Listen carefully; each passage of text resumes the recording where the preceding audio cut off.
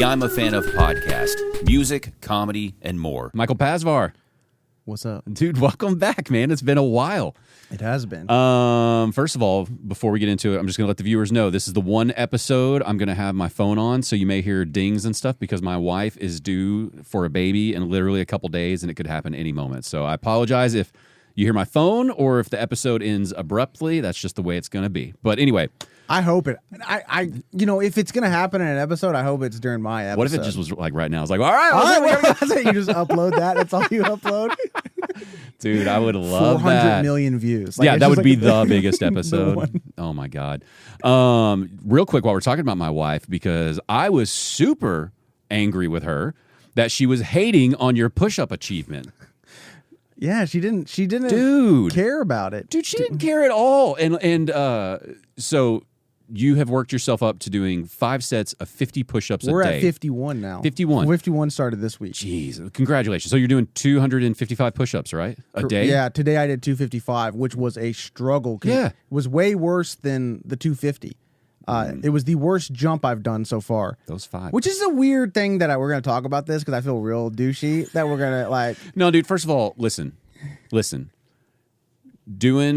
Doing push-ups is a manly thing. And It's you should super be, manly. And you should be proud of this. Yeah, all right? absolutely. And when I told my wife, because I was texting you or something, I was like, holy shit. I was like, Mike's doing sets of 50 now. And she's like, she's like on her phone. She's like, what?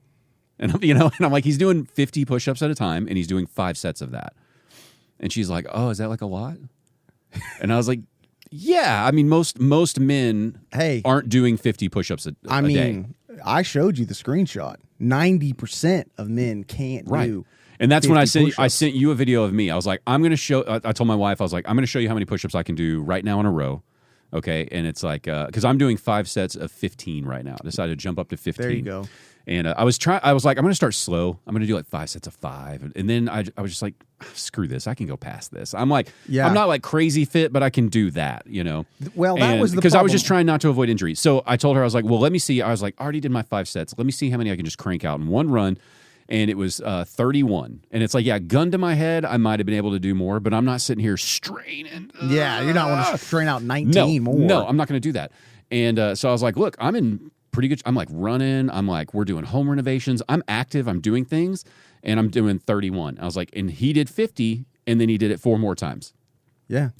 And she's like, I mean, I guess it's a lot. And I was like, all right, when you have this baby, all right, and you recover, we're going to ask to see how many you can do because it's going to be 0. I need to know. I need to know for research purposes. I don't even think she can do 50 of the girl push-ups on her knees. Yeah, and those are tiring. And I'm not saying that like that's work. I'm just saying like don't criticize unless you're doing it also. Look, I started this journey in April. I started like the middle of April with 5 sets of 10 push-ups. Here's what it is.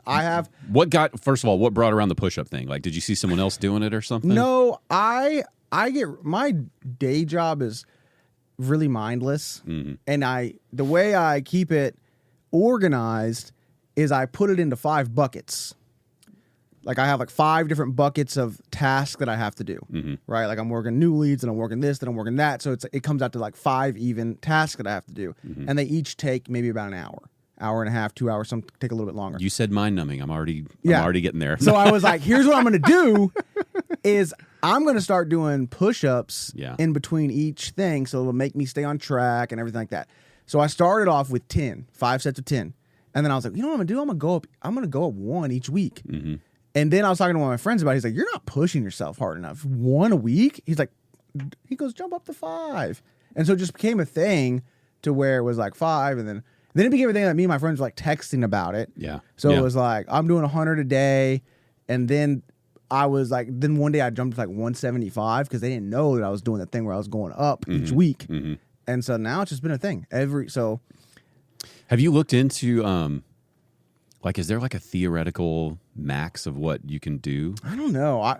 For a while, my entire algorithm was about push-ups. Yeah. That's what we were texting back and forth, and you're like, well, what type of push-ups are you doing? I was like, well, I've seen about 19,000 different videos of which kind you're supposed to be doing. Man, and it's hard right now, too, because everybody on the internet is like, all right, I'm going to teach you the perfect push-up, okay? Every push-up you've ever seen up to this point is dog shit. Yeah. And everyone's like, if you're doing it this way, you might as well not even work out. And I'm like, well, I was doing it that way. Do I need to stop working out? And it's like, first of all, any push-up you're doing is better than not doing any exercise. Unless you're just doing something crazy that's really going to hurt you, you know? But it's like, yeah, even if you're doing one with like kind of poor form, it's like if you're trying your best, you're probably getting a benefit out of this. Yeah. And that's what I hate about the influencers of like, this is the only way. And then it's sure enough, you look them up and it's like, well, you don't have any like, you don't have any pedigree. You know, it's like, at least when you're listening to a podcast with, you know, like Rogan's one of the most famous examples. It's like, at least you can see his journey of physical fitness and there's like a pedigree where you can go, well, I mean, look at the guy. He's in insane shape. He's been a national champion in an athletic sport. Yeah. He knows a little bit about athleticism, right? For sure. But all these influencers are like, what do you do? Who are you? Yeah. That'd be like me giving fitness advice right now. Hey, I mean, I had a fitness Instagram for a little while that people... Well, we did complete a marathon, though. We are endurance athletes. So just take whatever you want from that. You know, and we have come across people who have thought that wasn't an impressive achievement and that they could also do it, and they did not do it. Yeah. So there have been some people that have tried that we both know. We couldn't complete it. Complete it. I wish them the best, but there was a lot of smack talk about this is going to be no problem. Yeah. I'm going to be blah blah blah, and boom. But anyway, yeah. But when I looked it up today, do you know how many push-ups is the record, consecutive push-ups? Did you look it up? No, ever? I haven't looked it up. Let me look it up again. There's two. So they do one where it's first of all, one was done in like the 80s and one was done in the 90s, and no one's beaten it yet. If this quick little search is right. What do you think is the most push-ups in 1 hour? 2,000. 3,378. Okay. What do you think is the most consecutive push-ups? No time limit, just how many consecutively can you do? Without like, does that mean without just breaking? Like, could you like plank for a little bit? I think you can plank, but I don't think you can come out of the position. Yeah. 1,500? 10,507. That's insane. Yeah, a guy in Japan did it. So I'll look if that guy has an Instagram and he wants to talk about the perfect push-up to do. I'll listen to him. That's what I'm saying, right? What is this guy? Yeah, and then in a 24-hour period, so you can take as many breaks as you want. 24-hour period, right? 46,000. That's just stupid. There's no reason. You don't need all that. There's no point to. You should never do more than. I don't know, but you don't need to be doing 46,000 push-ups in a day. And it's like, that's such a huge achievement. And if that person were here in the room, I wouldn't talk shit because I'd be like, whoa, God. I was excited about my 250. But it is one of those weird records where it's like, you know, okay, I meet you in a bar and someone's like, so, you know, Mike did 46,000 push-ups. He's the record holder. Yeah. I'm like, dude, that's cool, man. And then that's kind of where it stops. That's it, right? yeah. Like and you probably had to train a long time just to get people to make that reaction. It's such a physical achievement with very little reward. If I'm to the point to where I can do 46,000 push-ups in 24-hour period, I'll tell you what's happening. I'm saving money because I'm getting rid of shirts. There's like, and in the wintertime, I'm only wearing vest with nothing underneath it. Yeah. Yeah, there is no practical application other than like there's nothing like, you know, if you were like a good fighter, you could say, well, I could defend myself. But it's like so you're really strong in this one motion. Yeah, I don't even feel stronger. I don't like in my everyday life, if I have to move something, I would think at this point. You're not feeling stronger yet? You know what it is? It's a gradual increase. Yeah. But what I'm saying is like a person who can do 1,000 push-ups is strong. For sure. And if you do 46,000, I don't think you're that much stronger. No, because you just like the bumped it out that one day. Yeah, and it's like the gains are so, you know, like you're not able to like lay on your back and push up a truck. Yeah. You know what I'm saying? Yeah. So it's like, okay, all right, well, that was a lot of time.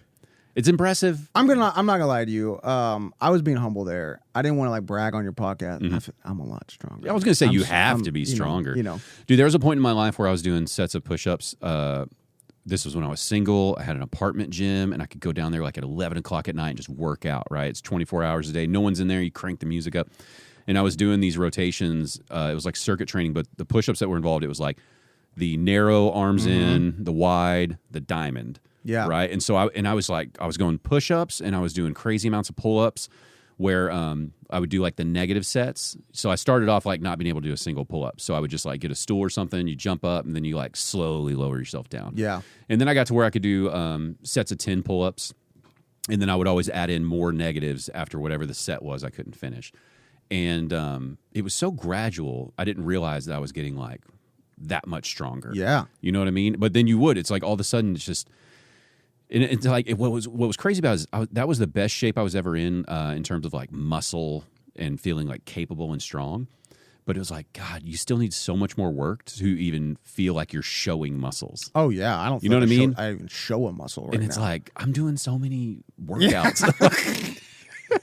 And I still that was early 20s, so I still had like metabolism going on too. And it's like, man, I feel like I'm working hard. Yeah. And you're not getting like cut up and ripped up. I feel that I'm working way too hard to have such a moderate physique. Like, you know, like I feel like I am putting in way too much work. Yeah. To like it doesn't even like then I'll see like some days I walk around. We got this one mirror in my house. Dog. And that one mirror, woo boy. Put me on a magazine with that one mirror. It's tilted just the right way or something. I don't know what the deal is with it, but you could put me on magazines with that mirror. But every place else in the world, I don't want anyone. Like I saw pictures of me today that I just got, and I was like, ew. Like, you know, those ones from the Kessler? Yes. You didn't think those looked good? No, I was like, I gotta work hard these next 2 months. That's all I could say to myself. Like, I'm not happy yet. Okay. Well, what's your goal then? Because I don't know. Because we're filming a special. We're recording Mike's comedy December 6th. Yep, 2 months. The Knack Theater in Frisco. Go get your tickets right now. How much are they right now? They're $10 right now, but they're going up. They're going to 20 on November 6th. Because thankfully these tickets are moving. Hey, and we appreciate everybody who's bought tickets.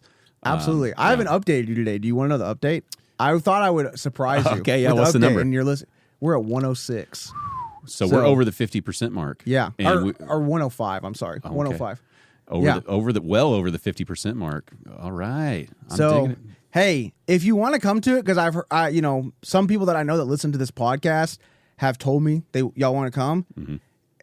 You might want to buy a ticket, and that's not me trying to like sales pitch you because I am a salesman. Like that's not me. Listen. I'm going to go talk to my manager real quick. Hey, just you write on a piece of paper what you're willing to pay, and if my manager signs this, you're going to buy it, right? But no, I'm being 100% honest when I say this. If you want to take tickets, especially by the time this episode comes out, we could be pretty close to capacity. Now, watch no one else buys a ticket the rest of the time. You know what? Could happen. Even if nobody else does, though, 100 is a crowd that we can rock with. You know what I mean? We can make that work in that space. And it's going to be great. But I know if we've sold 105 already, it's going to sell out.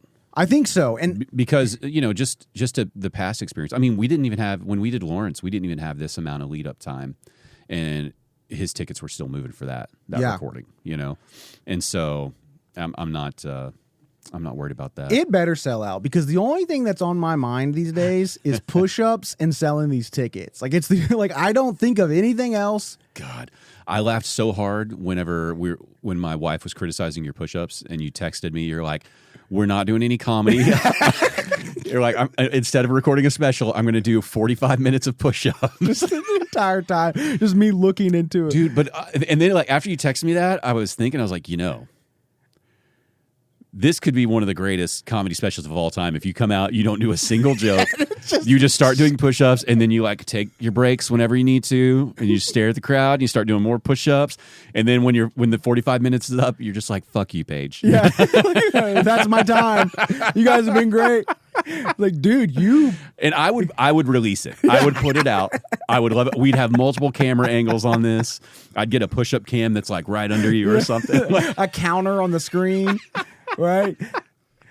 Yeah, I mean, but no, I'm super excited because I know you've been talking about recording this for like this particular material where we don't have to give anything away yet because you should come to the show and then you should watch the special when it comes out. But I know you've been thinking about it for like 2 years now, maybe even longer. So it's kind of been an idea that I had off of one experience that I had, and then I wrote material all around it. It's the main tag that your relative talks about, right? Yeah. Okay. Yeah, so I just wrote the whole 45 minutes to an hour around that happening. And so like I released something last year. Yeah. Right? Before this we even you and I had already talked about that before I even released, doing this before I even released that one. Yeah. So it's going to be interesting because I don't know where I go from after that. Like I've already kind of thought about what the next chunk is going to be. Yeah. I kind of think that might be the way I write from now on, is having a somewhat of an idea, and then everything that I write is relative to that one idea. I mean, the whole thing isn't off that tagline, but it's like it kind of does kind of all blend together if you know what I mean? Like, it might take a little bit of thought process for people to think like, how does this all work together? But I think it does.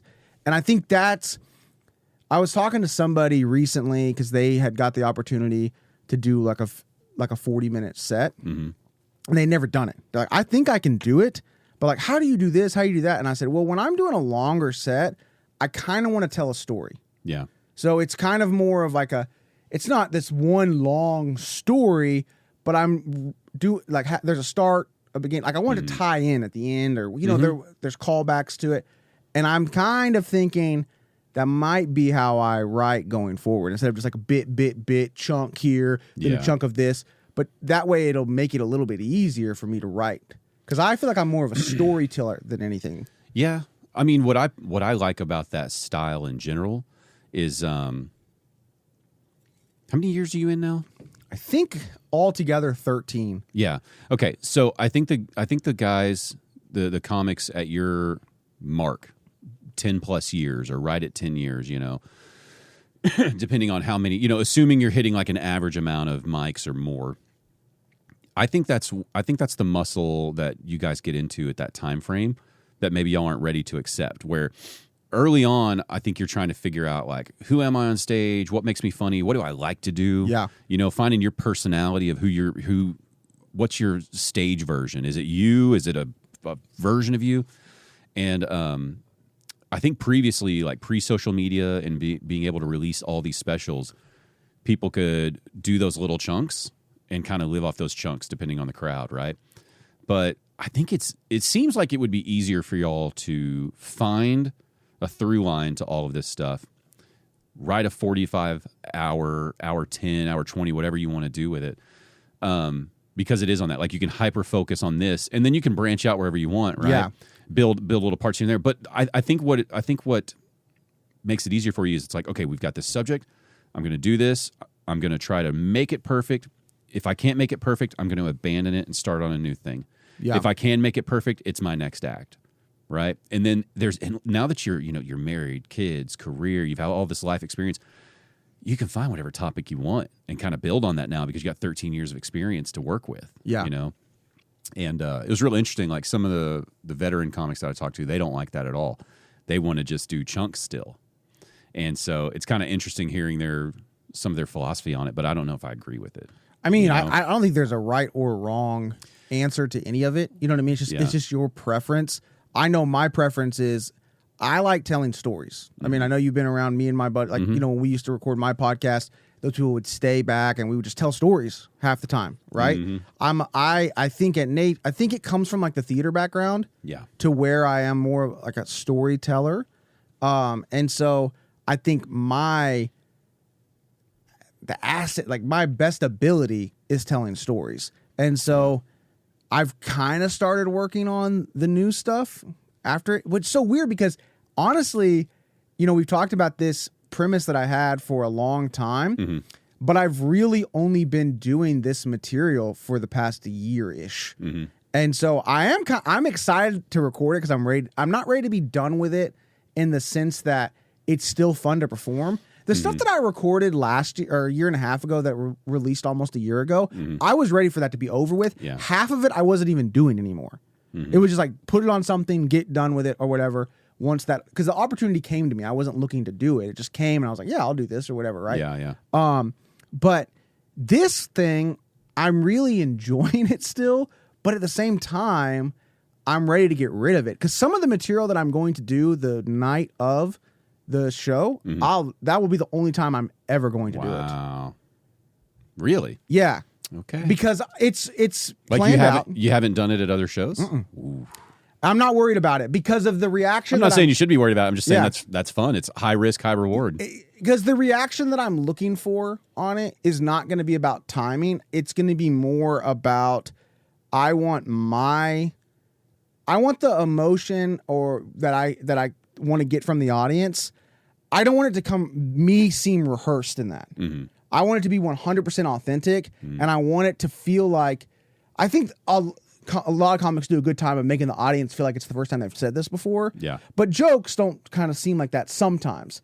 So this one thing, I want it to be like, hey, I don't know how it's gonna come out 100%. I've planned it. Yeah. But it could go a different way, and I want the audience to go the same way that I come out from it. Does that make sense? Yeah, like, yeah. I don't want to control what happens. I'm excited to see it that way. I mean, I go into this just kind of like, it's your thing. We're going to make sure the camera's going, the audio's going, and then we're just going to see how it goes. Like, I get to watch. I have purposely not watched a lot of it because it's like I want to see it for the first time as a completed thing too, And some other people were like, well, don't you want to see it and plan this? It's like, nope, I want to see the set. I want to see how it goes. We'll talk about it days afterwards, and then we'll figure out how we want to do like intros and things to match up what it all was. Yeah. It's like I don't like coming in with this huge plan of like, okay, if you nail this because that's the way we're going to do an intro and blah blah blah. That seems too no way, too forced. No way. But I think it'll be pretty interesting. It was I was excited when you decided to retire the previous material and start working on this, because in my mind it's like until you get rid of that, that's a crutch, and you're gonna think every now and then I might want to go back to a couple pieces, and it's like, get it out of here, and then hopefully that's the way this material will be in 2026 when this gets released. You'll be like, okay, it's out, new chunk, new thing. My fear that I have right now, and this is the one thing that I've been stressed out about, is I want to be able to. Sorry, I was thinking that Paige is just heckling you the whole show. You're like, do a push-up. Hey, I thought you could do push-ups. Like, she just ruins the recording. Hey, push-up boy. Hey, what's all this talk about push-ups?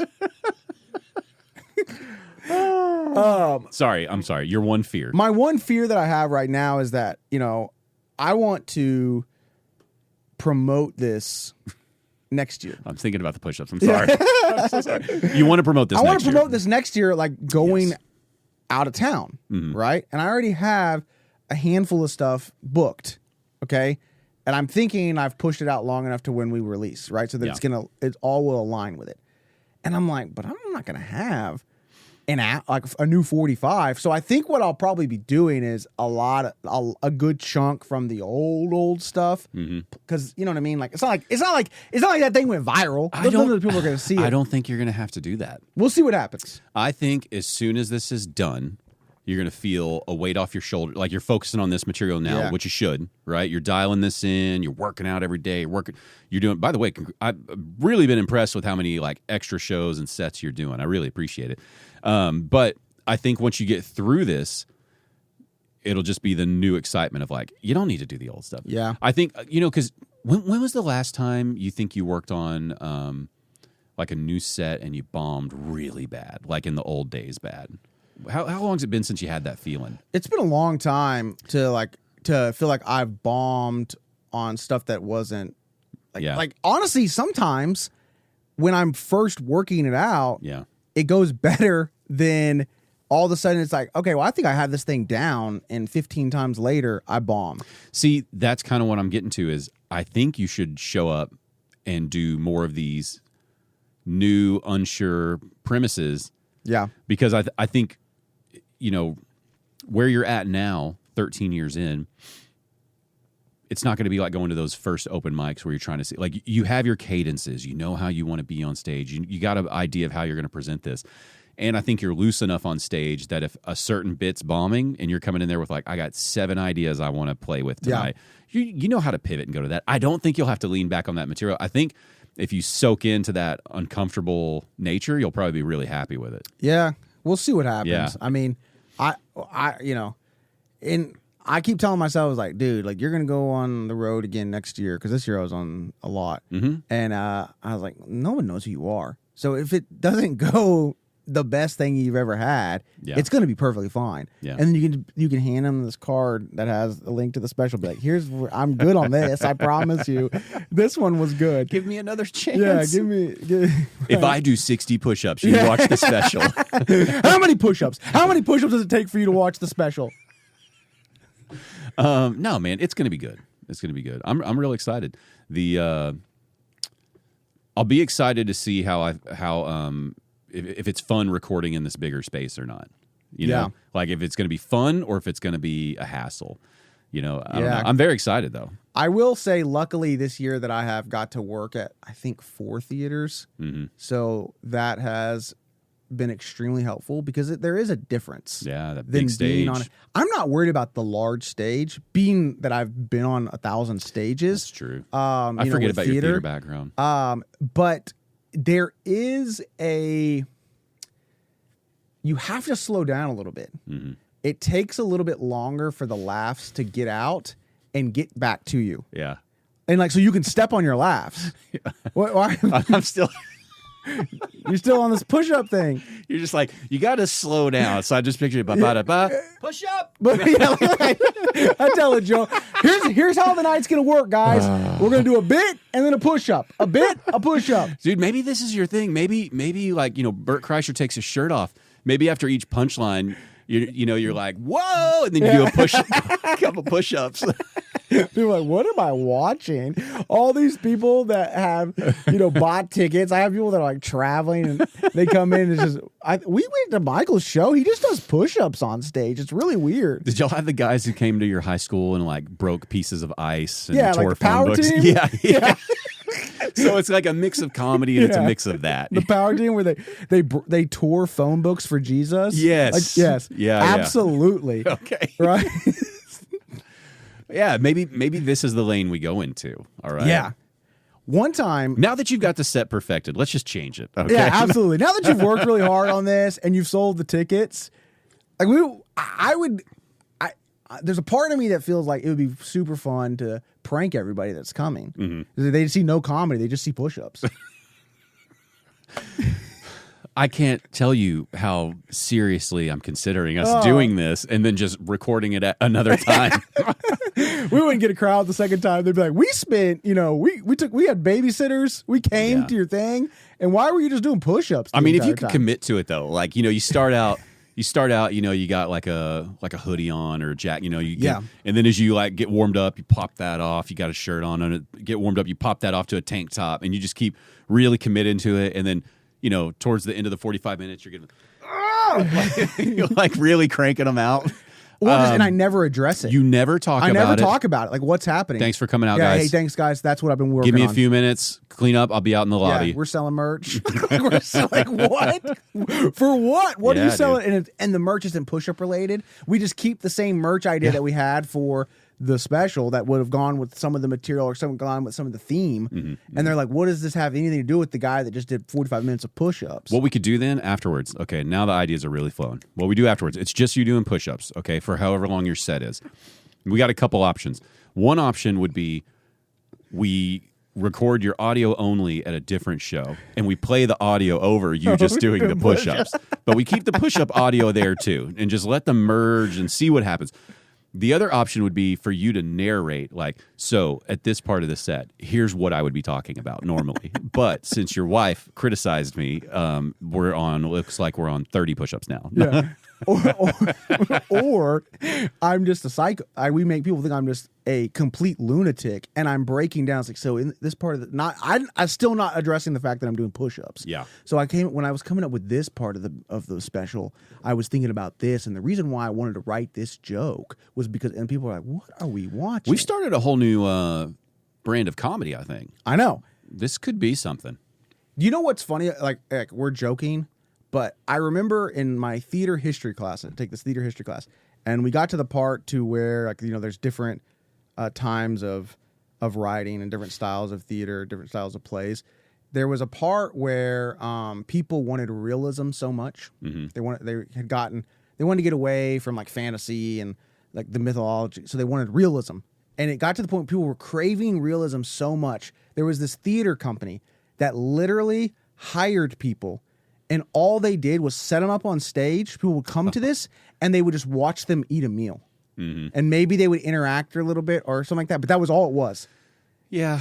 What do you think about that type of artistic? I think that's the dumbest thing I've ever heard. Okay, thank you. Yeah. I think I'm not like, when I read that, I wasn't like, oh my gosh, it's brilliant. Yeah. But that's kind of what I feel like our push-up thing would be. Yeah. But hey, maybe we'd be in the books. I mean, yeah. I mean, could you imagine you book up a whole tour where like, just do push-ups? yeah, you're doing all the improvs, all the punchlines, you're not doing like stadiums, but you're selling out, a Saturday, 2 shows. And, people are like bringing you to, like recently I went to watch Coldplay 2. Have you got to watch them? I haven't watched them, no, but I don't want to say anything about it because I don't want you to have any thought of what might happen. It's a funny show. Like, and I've heard that not every show is the same, so now I need to go watch another show. I hear the material runs pretty deep. But one of their opening acts was a guy named Tony Pepperoni. You heard of this guy? Yeah, I've seen him. Mike, I can't tell you. I'm embarrassed to say it was very funny. Like, I was laughing my ass off. I like stuff like that. I wanted to hate it so much. But when I was coming to the show, I was telling my friend, I was like, look, there's a guy on here named Tony Pepperoni. I was like, I don't know how this is going to go. And I could see people bringing people to your push-up show, not telling them exactly, like, listen, I don't want to ruin it, okay, but this guy's a genius.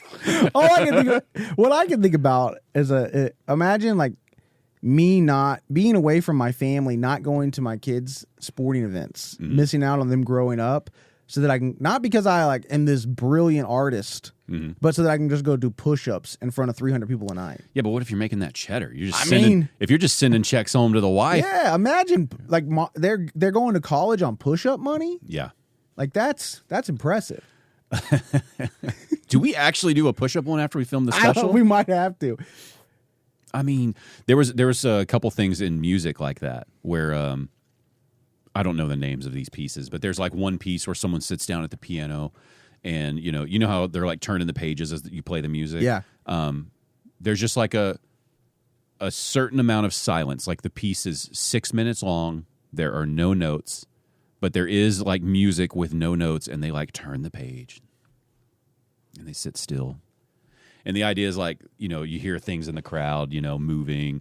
You hear stuff in the crowd, and people like, and it's like every piece is unique. And it's like, oh, fuck off. Play something. Jesus. Play chopsticks. I don't care. Brilliant. And then there's another piece where they light the piano on fire. And as it's burning, like strings are popping and things are happening. And it's like, it's exactly what you expect. It's just, you picture these people in like black turtlenecks, sitting there just, oh, it's fascinating. I really love its comment on society, and it's like, just play something, man. And yeah, we could do something like that though with the push-up. Yeah, we could make that happen. I think that might be the best thing I've ever done. I mean, honestly, if we put it in front of a snobby crowd, they'd go through emotions of like hatred and disgust of like, who's this guy? We paid good money for these tickets.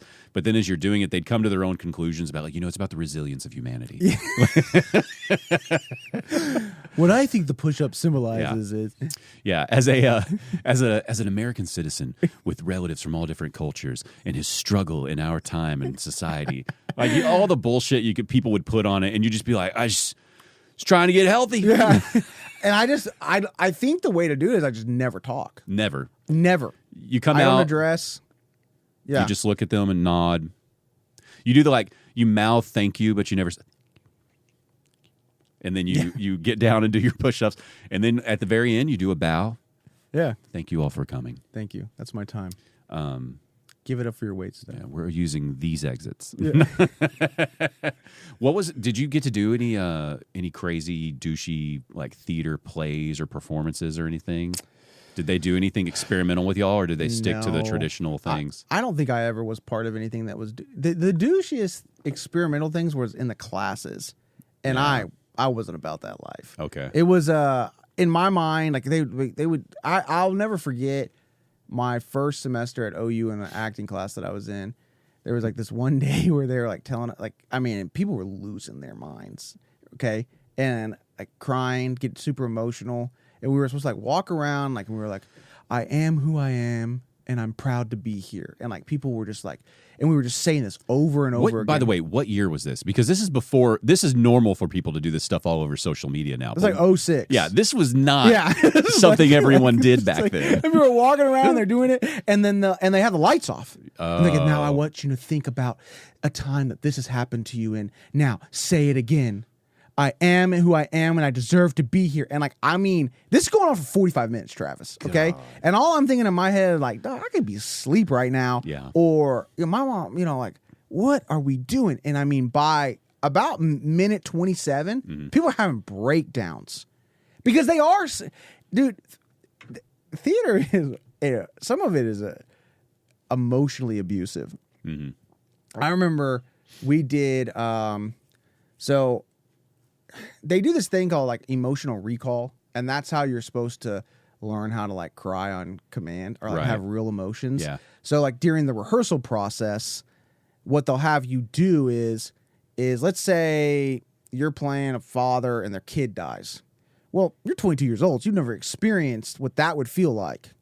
So they're going to have you they're going to have you go to a story about something that's happened in your life where there was a lot of loss. And if they're a really good director, they will be like, they'll turn into a freaking podcast and be like, so how did that make you? And then what happened? And like, they'll break you down. And then they're like, now do the scene. And then you do the scene. And so like what it is that you go to that place and it's like muscle memory so that you've done this 15 times that way. And eventually you can get to that place without having to go deep into your past. Right. And so like it's like when those lines are happening, you can get there, right? I remember there was this one rehearsal and there was this guy that was in this show he wasn't someone that like talked about. There was not much depth to this man. Okay? And we had this like guest director come in and he broke this man down. This 22-year-old, it was, I mean, the cry, like, I mean, ugly cry. It didn't make the scene any better. Did he say what he was going to recall? I don't remember. It was too long ago. I just remember what happened. I remember being in the. And now you're doing this in front of all your peers too. Yeah, you're doing the snot cry. You know, like all your peers.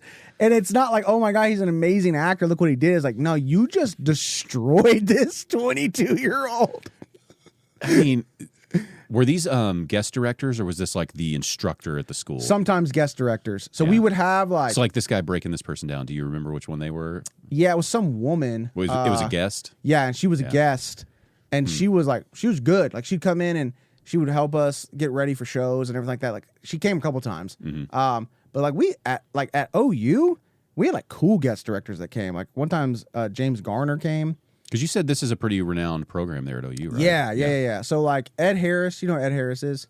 You'd recognize him if you saw him. He's like look it up. That name sounds so familiar. He's been on 1,000 things. He was like the head coach in radio. I don't know why that's the first thing I'm going to say. He was in Apollo 13. Oh yeah. So he's incredible. He's an alumni of that school of drama. Yeah. James Garner, the old guy from The Notebook, is a alumni. So he came. Wow. James Garner came.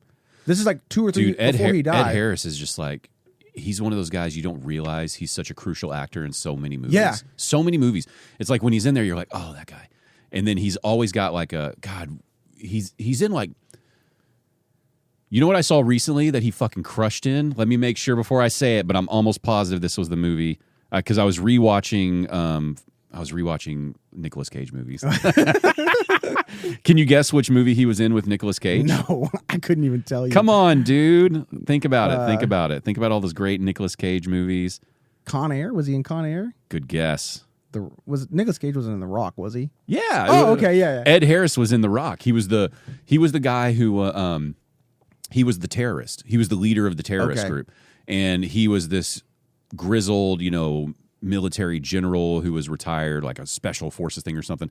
And the whole reason he was the terrorist was, military people aren't getting their benefits. They're not getting their stuff. You guys are using them up, and then they're thrown out on the street and blah, blah, blah, blah. So he's trying to he's going to get money out of this whole thing, or he's going to launch these things. But he gives these impassioned speeches, and it's like, how are you so fucking good in a movie like The Rock?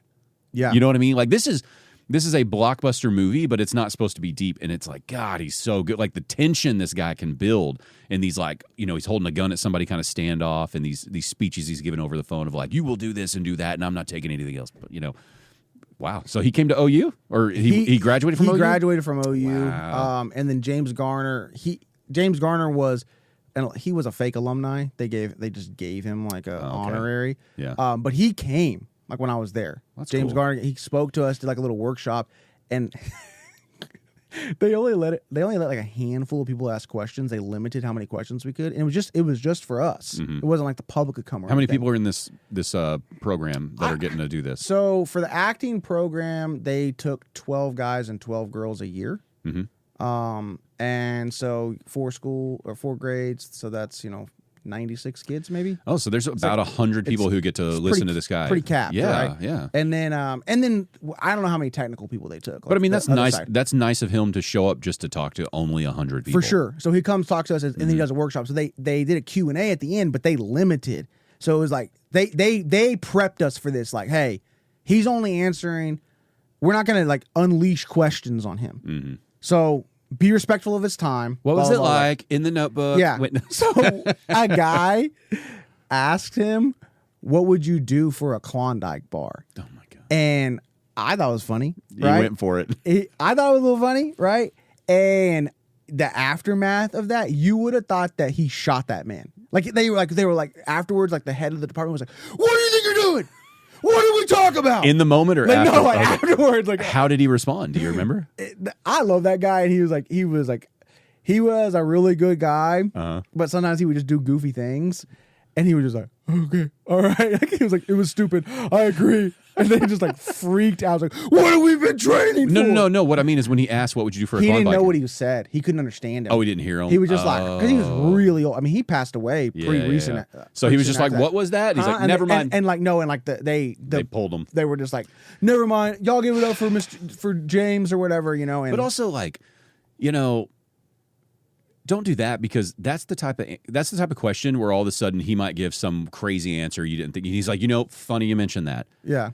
I was eating a Klondike bar when I decided to take the role for, there's going to be like, let him, who fucking Let knows? him do his thing, yeah. man. Or he might just be like, you're really wasting my time. Yeah. And that would also be like, okay. Yeah, I don't know. You got to kind of roll with that stuff. Did you ever see, it's like a B movie called, I think it's called Art School Confidential. I'll have to send it to you. You know the guy from Parks and Rec who plays Ben Wyatt, or what's his name? He was in Step Brothers. He's the mean brother. Oh yeah. The one where they're singing "Sweet Child of Mine." Yeah. I can't remember his name, but super funny. Yeah. So Art School Confidential. This guy wants to be an artist. He goes to a douchey art school. It's got John Malkovich in it. Okay. He's one of the instructors, and this is more art, like they're drawing and painting, and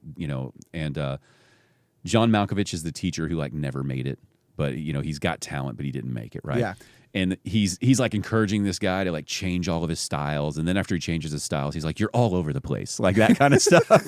And he like brings him to his house, and John Malkovich is obsessed with painting triangles. And he's like smoking a cigarette or something, in my mind, I can't remember. And he's like, you just have to, it takes time. Like, it took me 30 years to get here. And he's like pointing at his triangles, So it's like a funny, dark comedy kind of thing. But that guy from Step Brothers, he is an artist who became successful. Okay. And he's like a douchebag. His name's Adam something. Wasn't it Adam Scott? That sounds right. I think so. Let me double check, because he is awesome. I don't mean to be like that dude. I'm just so terrible with names. Yeah, Adam Scott. And I'm pretty sure it's him in there, but he's doing a Q&A. Like, he came back to the school, and he's like douchey, and they're asking him like all these deep questions. And then someone's finally like, "Hey, why are you a dick?" And everyone's like, "Get him." And he's like, no, actually, this is a great question. Like, I am a dick because I'm talented and successful, and I'm allowed to be a dick now. And he's like, "Thank you for your question." Like, a great dick person response. Yeah, right? and it's just like, okay. And it's like, so let Klondike Bar go with it, man. Yeah. Like, let's see what we got. I will tell you the thing that I would like. So go back to like Ed Harris. Mm-hmm.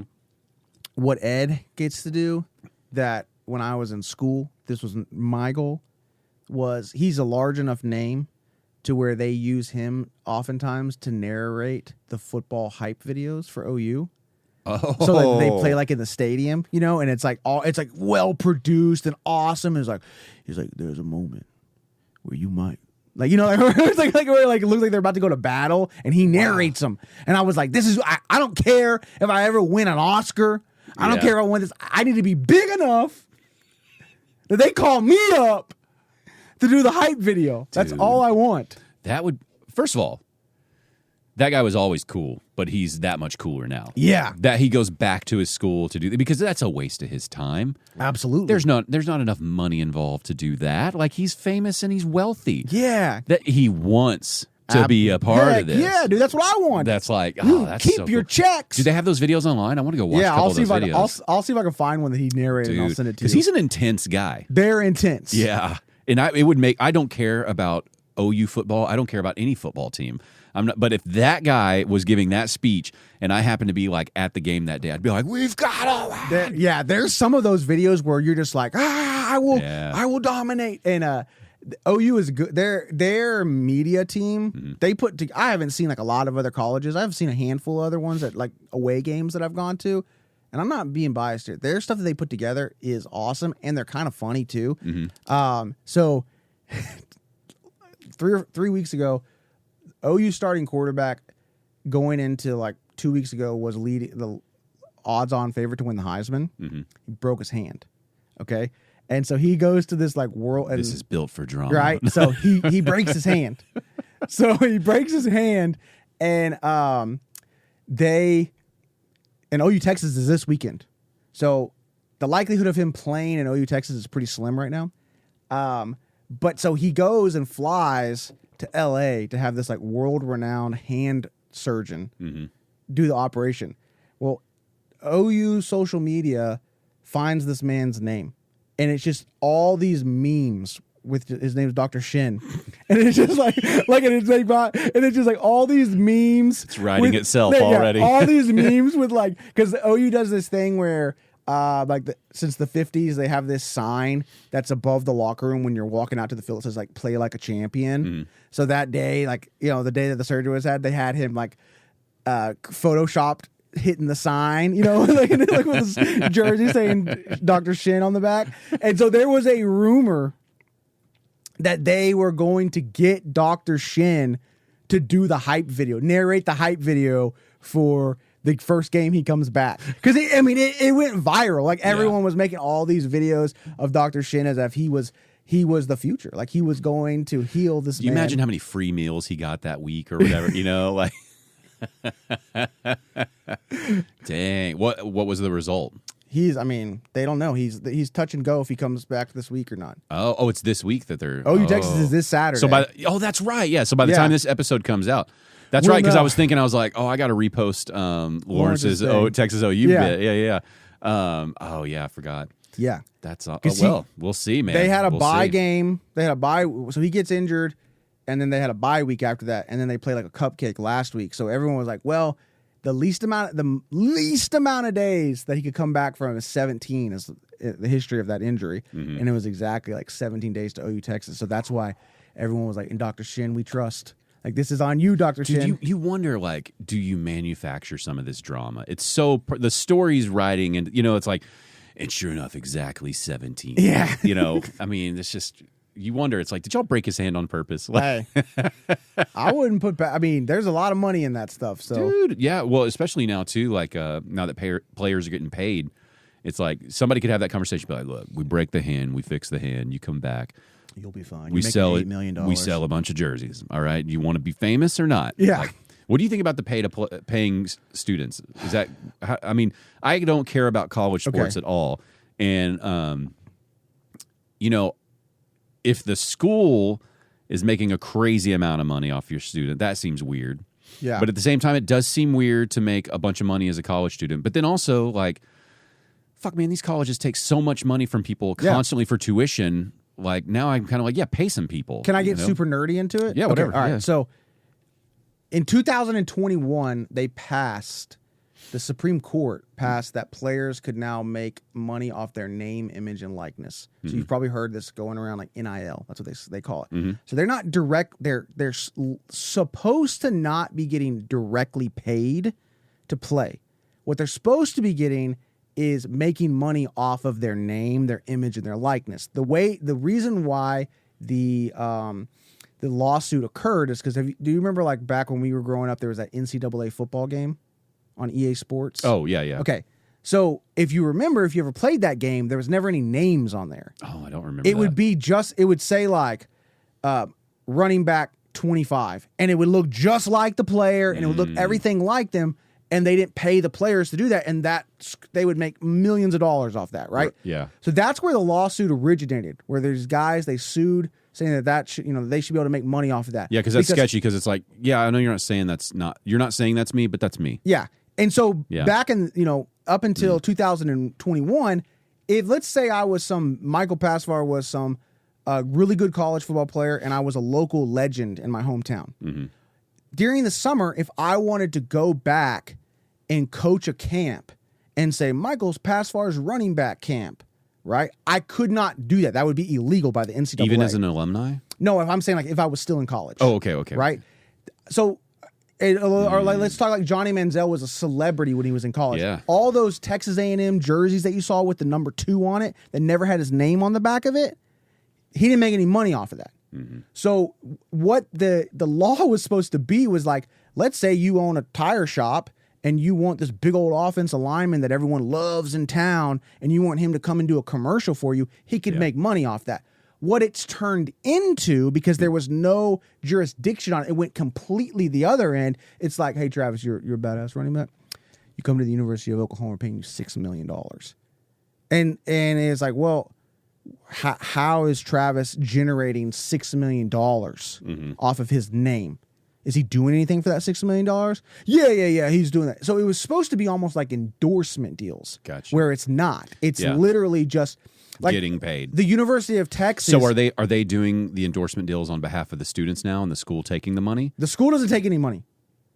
School's not selling your NIL to the tire shop on your behalf. No. They're not like brokering deals like an agent. They have to get like, they call them, God, I can't think of, there's a certain name in the universe, and like alumni are the ones like putting it together. So it's like a new booster club. Essentially. And so the good old boys are figuring out how to get that $6 million.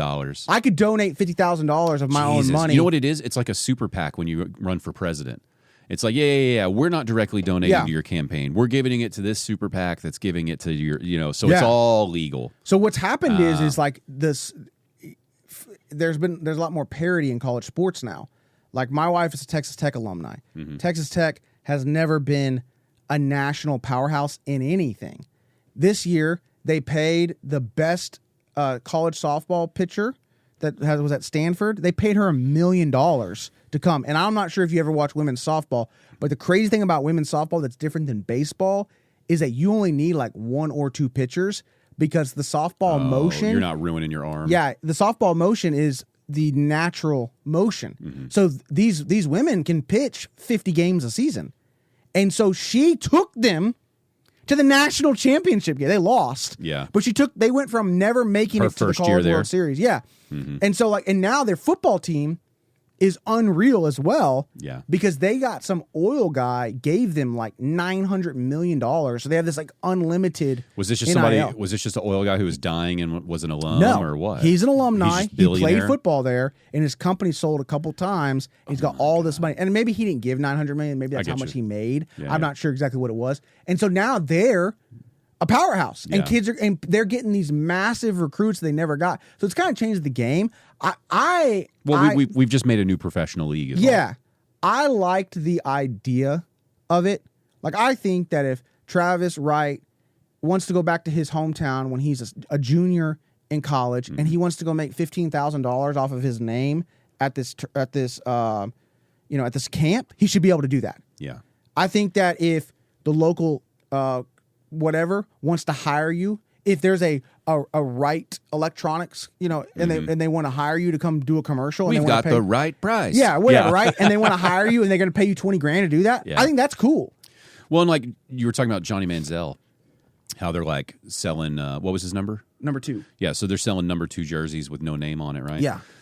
Why can't he sell a number 2 jersey? It has no name. It doesn't have if I sold a jersey with a number 2 on it and nothing else on it, Like, how is that illegal? In the old rules, it's like that should even be allowed because it's like this is just a random jersey. Yeah. I just some clothes I like that I'm selling, you know? Oklahoma had a guy a couple years after I was out of college who got suspended for like a quarter, like an NCAA fraction. 1 quarter of the game? Yeah, whatever, Okay. right? It was a very small thing because he had an NCAA violation because he got free pasta from the Olive Garden. Right? So what that is you got haters on the other team watching Yeah. your move. And it's like watching every every move. The NCAA was that crazy, and now it's just like here's $30 million, and we think that your name. University of Texas was doing something a couple years ago when NIL first came out, and they were giving every single offensive lineman that came to play there $50,000. I'm sorry, third string center at the University of Texas. His name is not generating $50,000. Yeah. There's no ad. He's not gonna do any type of ad. So is it mostly donations from these boosters? Like, are they just saying like, we'll give the money, don't worry about making it back. Absolutely. We want the records. Yeah. I mean, is that sustainable? No, absolutely not. Because what I look Like at 10 years from now, aren't we going to be out of people wanting to donate large sums of money? I think if your team is winning national championships, they'll continue to do it because people take a lot of pride in that, right? But if you don't win, it'll stop. But now they also are passing something. The rules haven't 100% came out where they have like a revenue sharing law that's going to come out, and then you have to almost prove where the NIL money is. So from. these students right now are living in the golden era of this loophole, and there's going to be some millionaires made. Yeah, and it'll never happen again. I watched. Wow. It comes up in my good for you, but like, is the what it makes me think of is the movie Basketball. You know what I'm talking about? Yes. Do you remember why Basketball? Do you remember what the storyline was? No, I haven't seen it in like 25 years. So they loved professional sports, but they hated how players, like we were fortunate enough to have Dirk here for his whole career. Yeah. Dirk was a Mav, and we thought Luka was going to be that way, right? And I know, I'm sorry. But the idea of like, who did Larry Bird play for, right? Yeah. We know. And so they, Michael Jordan's the Bulls, Larry Bird's the Celtics, right? Nowitzki's the Mavs.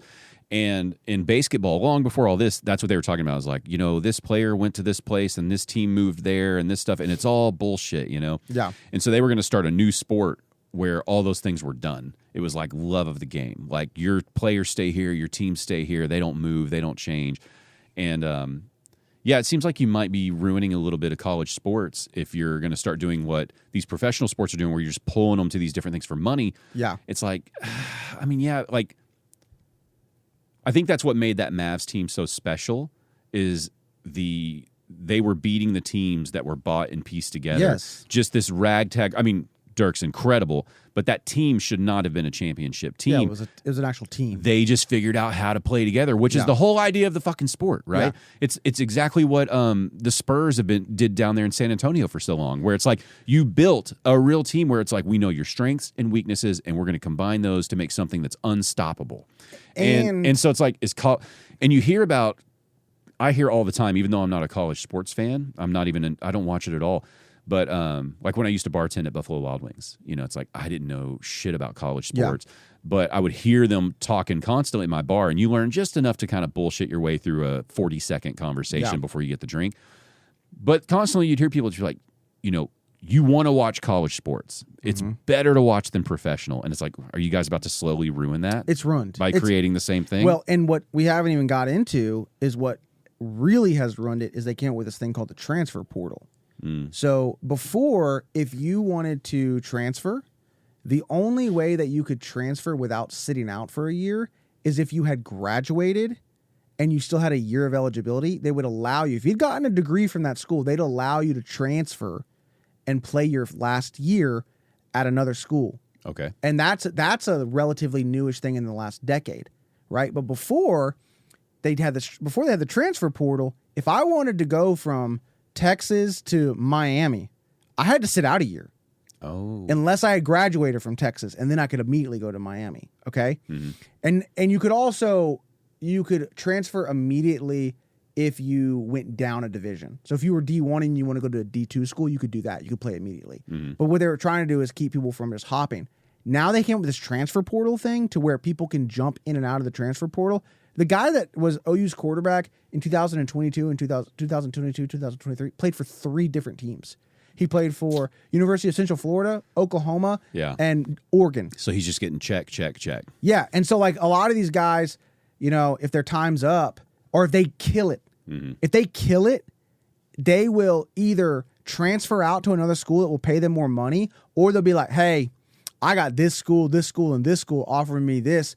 We need to rework my NIL deal. Yeah. And you know what I mean? And so there's no contract. And to me, I'm like, there needs to be some kind of regulation. Right, because there can't be a contract because it's technically not the right way that we're doing this. Yeah, so there's no contract, and there's like, and technically schools aren't allowed to talk to you unless you're in the portal, but that tampering's happening. Sure. You got people calling that at happened. all times. Well, then the thing is they were giving people money, behind closed doors before all this was even a thing. Like there's like, I mean, didn't LeBron before he went to the NBA? It's like all of a sudden he had like a Hummer or something. It's like okay, and he had to sit out a couple games. It's they like figure out where it came from. Yeah, this was a gift, huh? Yeah. Okay. So yeah, it's interesting, and that's where it's like my buddies and I talk a lot about it. We're like, I think that if you're gonna do the transfer with the NIL, they got to have some kind of contracts. They have to say like, if you sign an NIL deal, you have to stay at the school for X amount of years. If not, if you are just on scholarship, cool, transfer whenever you want. But if we gave you $3 million and then you just bounce the next year, like nah, that can't happen. But it's funny how like you said these guys are living like in the golden age of it. I had this like TikTok come up the other day where they're like talking to this guy that played college basketball at some random school, and they're like, "What's the most money you ever made in a year for NIL?" And he like went through each year because like NIL was new. The first year he's like, I made $1,100 the first year, and he's like, and then I transferred to this school that was a little bit bigger, and I made like $5,000. He's like, my last year though, I transferred to Cal. He's like, I made $350,000, and they're like, what? I never even heard of the guy. Yeah, and he's probably already on a scholarship, like he's not paying tuition, right? So he's just getting $350 clean. Yeah. Wow. I feel bad for like my friends that were athletes now because I'm like, you got a stipend, you got like they usually got like. I mean, you would hope to like. I mean, look, you're going to school to try to get a career to make money, and here's an opportunity to make money. I get it. Okay, I get it from that standpoint, and if you're really great at what you do, you should get paid for it. I understand that. Yeah, I get it. But you do want a level of like, man, is there anything that is not about money where it's like love of the game? It's like, are we out?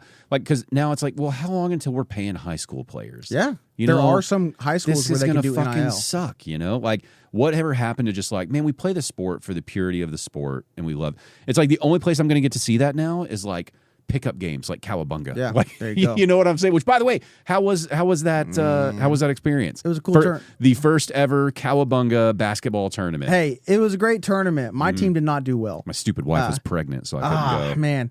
My team didn't do well. All right, a lot of. I misunderstood because that messaging, that group message is going crazy. Was it all done one day? One day. Okay.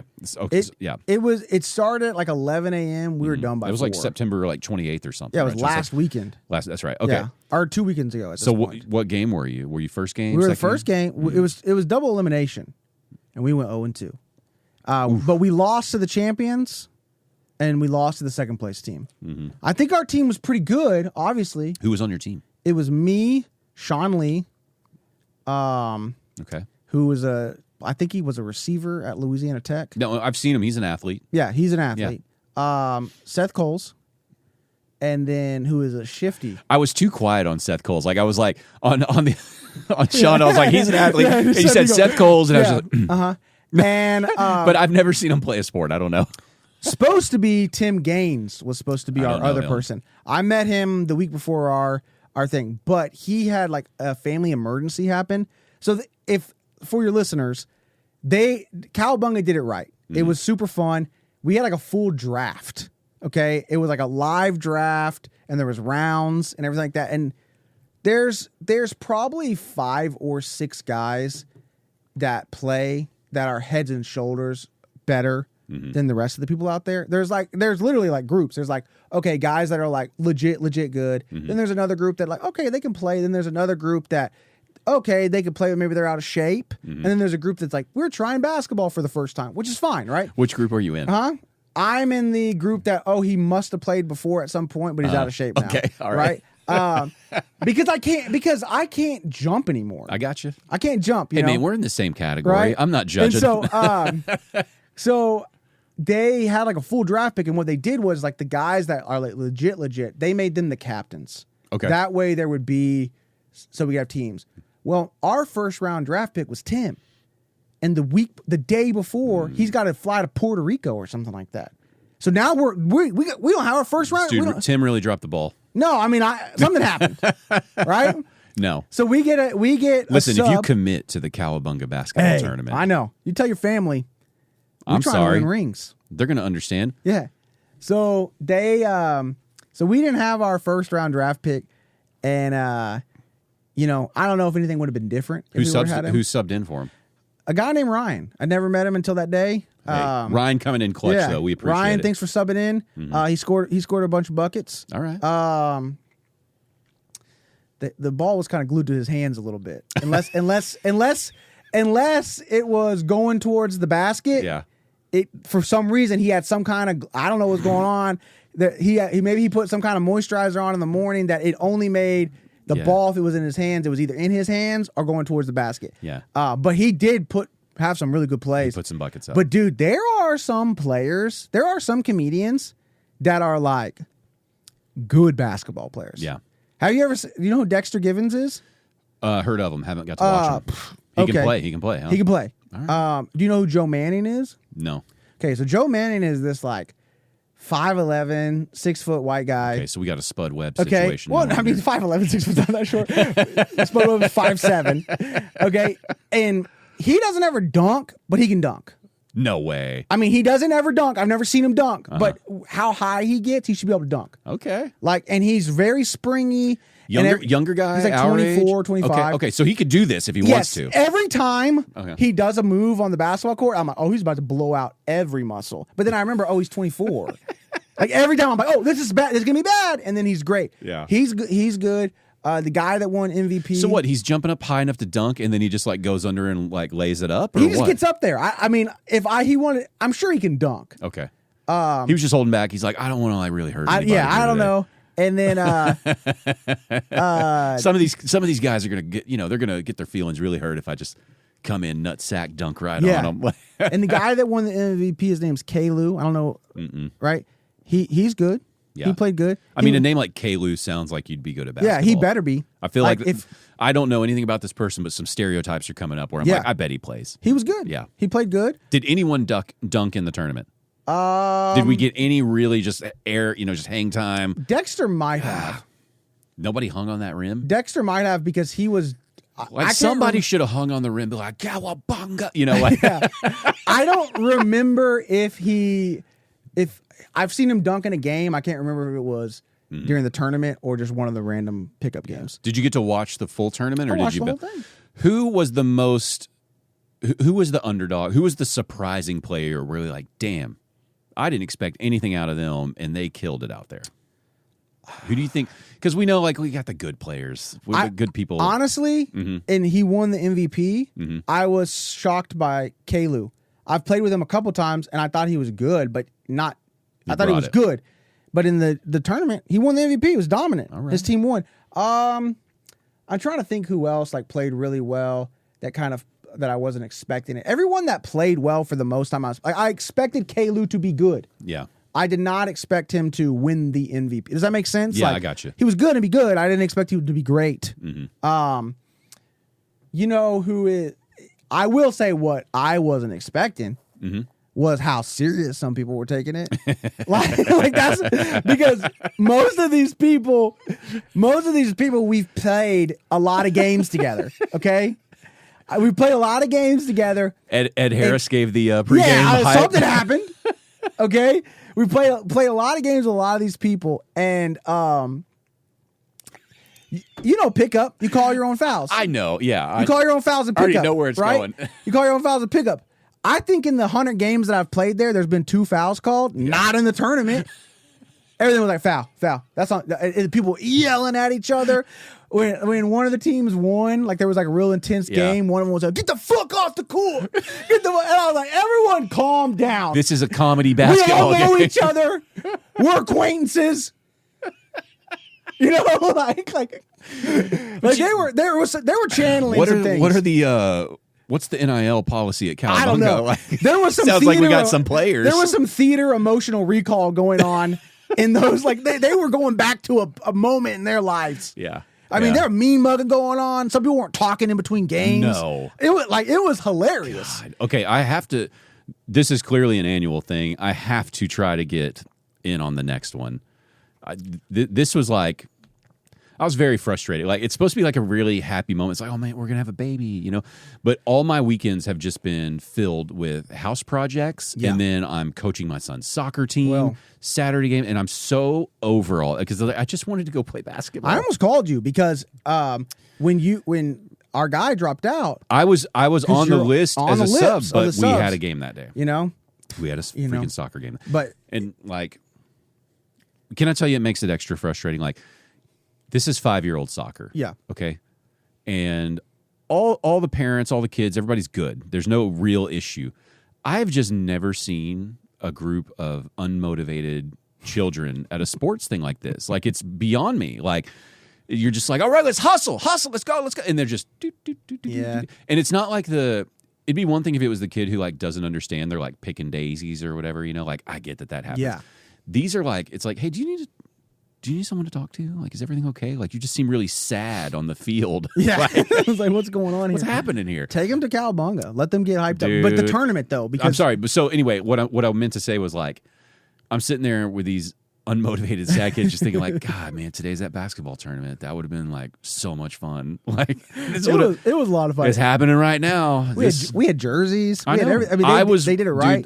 Dude, this is the first time in a long time I've had real like FOMO, where I'm just like, damn, it was the first one. That one's going to be special, and I really wanted to be a part of the very first one, you know? Yeah. I'm trying to think who else is really... Nathan... Because the next one will be good, but it won't be the first one. I think next year might get heat. I think rivalries were built in this tournament. Yeah. No, I don't have a rival. We didn't play long enough for me to get a rival. I didn't really do much in the tournament, just to be honest with you. I shot the ball twice. Yeah. I wasn't even upset that we lost. I was just more upset that I didn't get to play enough games. I just want to get in. I just want to get in.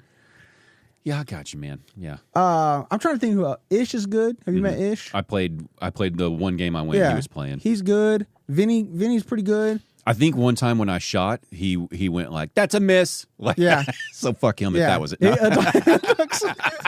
Dude, it's funny how like some things will like really piss you off. That's like that's not that big of a deal. Like I played on Friday afternoon. I played golf. Yeah. And I went with two buddies, and then sometimes they'll just pair.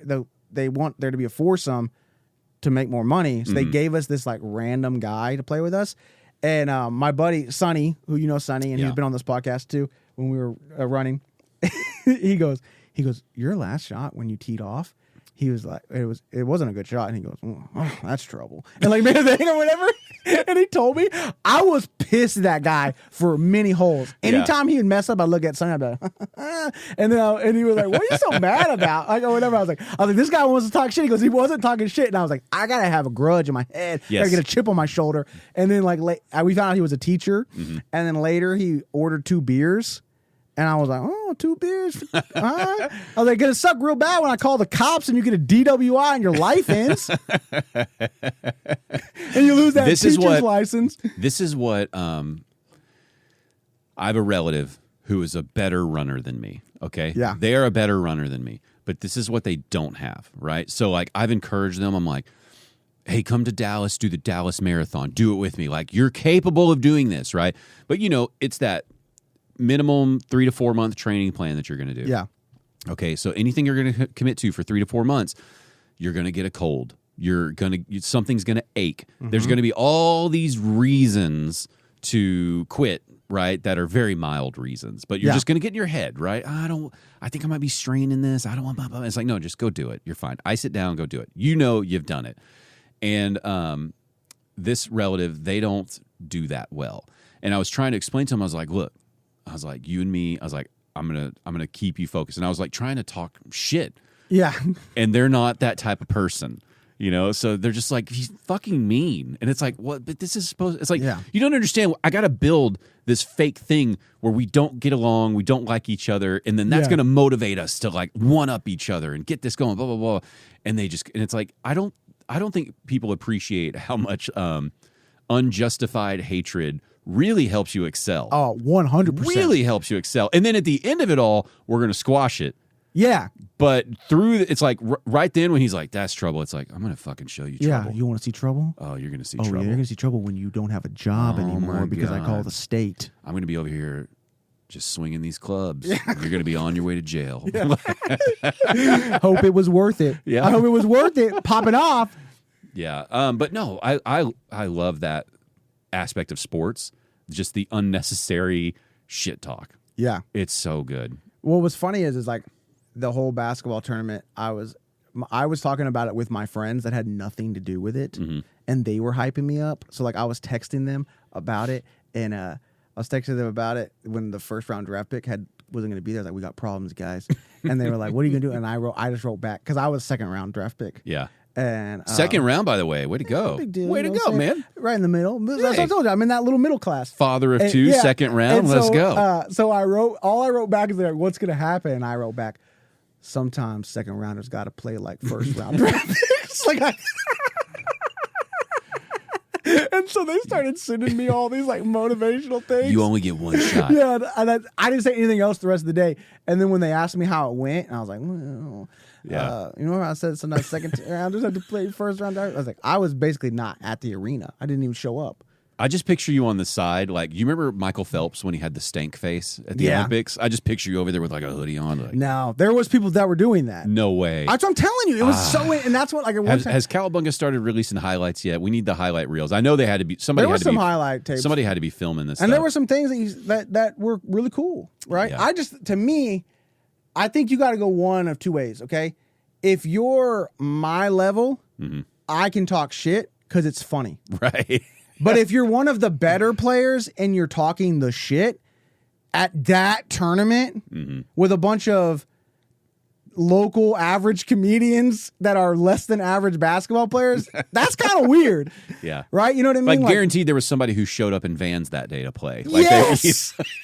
Yes. Someone might have worn jeans. There were people that were shooting two hand, like, you know, whatever, because they never played before, which is fine. Yeah. Then you're in the you're like, you know, like I'm Kobe mentality, like, you know, like, or whatever, like I haven't eaten in 3 days because when dogs want to eat, like, you know, like, what are you doing? Like, you know, I'm sure there was someone that cold plunged afterwards. Meanwhile, the person they're saying all that to is like, I think we did an open mic one time together. Yeah, like, hey, I'm Travis. I think did we meet at that bar show? You're the one that gave me the extra drink tickets, right?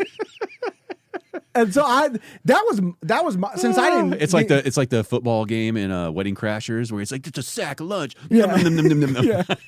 So since I didn't get to play much, that was my favorite part about it. What do you mean didn't get to play? Like you were riding the bench? No, well, we only played 2 games. We were two and done. Like, you know, because it was a double elimination. But all 4 of you on the court at the same time. Yeah, you played right? I played the entire game. Yeah, okay.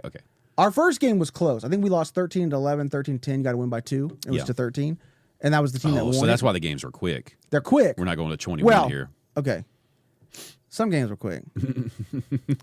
we like, you know, I gave Vinny a hard time because like his team was good and they had Dexter and they had Vinny and they're both really good and they were a good team, but I kind of want some of the teams they played. Vinny being the co-founder of Cowabunga. Yeah, so I saw some of of the teams that they got to play at the beginning. There may be a little bit of controversy. You know, I'm not calling anybody out. Do we need are we going to have like a person, you know, like an investigative sports journalist for these? They earned how far they went. They earned how far they went. I just want there to be controversy because that makes it more fun. That's going to get more views on the tournament. I will say there is one controversy that no one's brought up. I almost brought up in the group chat. Okay. Do you want to bring it up here? We can bring it up. I don't want to edit anything out. You don't have to edit out. Please it's don't not make real me controversy. Edit. Okay. This is me. Remember the guy that was talking about doing 45-minute show of push-ups? That's the seriousness that I'm bringing here. Okay. Before the tournament started that day, in the group text, there was a text message that was sent to everybody. Oh boy! That said, cut your fingernails, and no jewelry and watches. Okay. Mm-hmm. Someone said, "Can we wear a Whoop band?" I said, "No, no watches, no Whoop bands." Okay. Cut your fingernails. That seems like an official rule to me. Do you have the picture of the champions? I want you to zoom. If anybody that's listening to this, I want you to zoom in. You can find this probably on the Cowabunga Comedy page, I want you right? to zoom in on the team that won the championship. Oh, boy. You're going to notice a couple Apple Watches on those arms. Couple. Not just one, like, Not just one oopsie, player. I forgot. Not just one player. I'm on medication. I'm checking my heart rate. I don't know if that win should be vacant. I mean, that's like a... Someone would say, though, like, if you had access to the metrics that watch offers during your game, is that performance enhancing? Yeah, I don't know.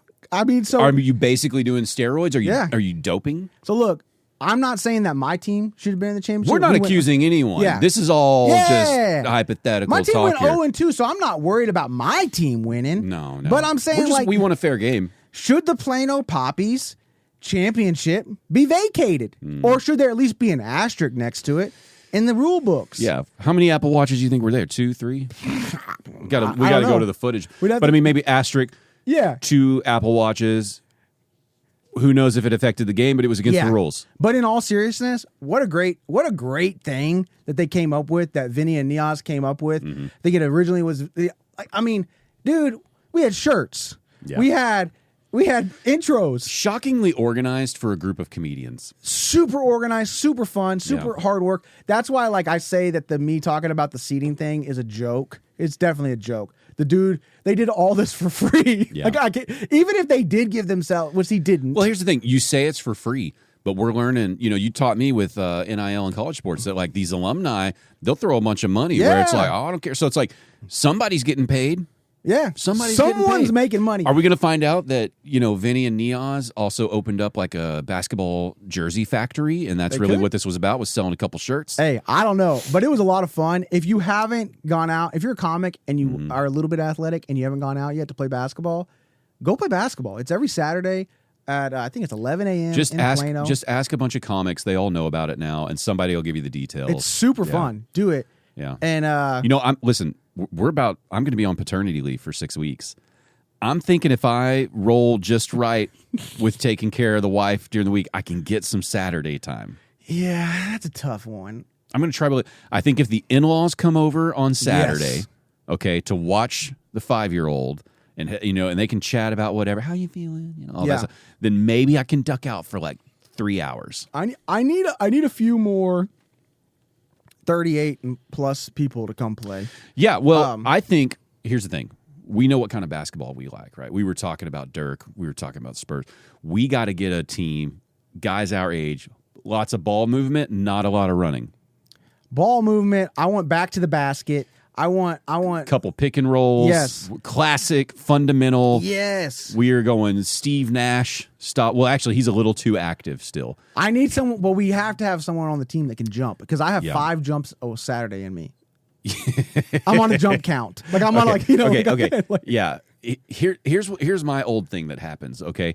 So it happens with the running, right? And I've been running now for like several years, and you would think I'm used to it, but every time I exercise, I convince myself, like, this is the heart attack. This is where I'm going to die, because I get these things called PVCs, which just feels like a little skipped heartbeat. Yeah. And I have medication that's for it, but when you're doing basketball cardio, it's like they kick off a little more. So it's like the game I did play, it's like I feel a couple of those, and it's like, all right, you can't show that you're feeling this right now in front of all these young people. Like, you got to hide this. But I think if we can get a couple plays, we can get a couple classic fundamental ways of playing, and we could probably dominate. We could probably get through some of this stuff. I mean, I don't know. I don't want to brag, man, but the District 3A, okay, you're looking at a district champ. Hey, I don't like to brag either. There's something in the rafters at my school. Yeah. Hey, district champ. Here's the deal. I don't know if you've ever heard of Olympic champion Darren Williams, NBA All-Star Darren Williams. Okay. But he's 2 years older than me, and we went to the same middle school. And in an intramural game, when I was in 6th grade and he was in 8th grade, I put 6 points on that man. Counts for something, right? Now, he scored about 32 on me. No. Right? But like, he scored about That's not what we're talking about. The thing is we found out that you can expose a weakness. Yeah, at least for 6 points. He didn't want to give you 6 points. Yeah. So, I mean, his plus minus that day was only 26, right? And so that's not going to look good. in the analytics. It's certainly not going to look good. They're going to be like, who's this Pasvar guy that threw up 6 points? Yeah. What's up? You don't play D?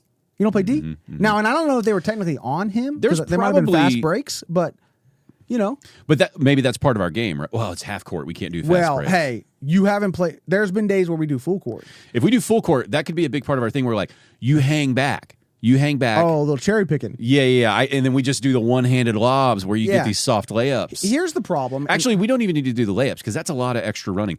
We do the soft lob. We get you good at like just inside the 3 shot. You know what I'm saying? Yeah. Here's the problem, and I want to talk to all the comedians that come out there. Okay? All right. I'm not tall. Okay? I don't know why you guys have decided that you're going to put your tallest player on me, but it's time to stop. Because the only way I'm scoring, the only way is if I can use these big-ass shoulders and bully somebody in the paint. I'm not quick anymore. Yeah. I'm not beating anybody off the dribble anymore. That's not happening anymore. I need to bully people in the paint. But it doesn't work when you put 6'4" so-and-so on me. Yeah. And I'm 6 foot flat. I'm not tall, guys.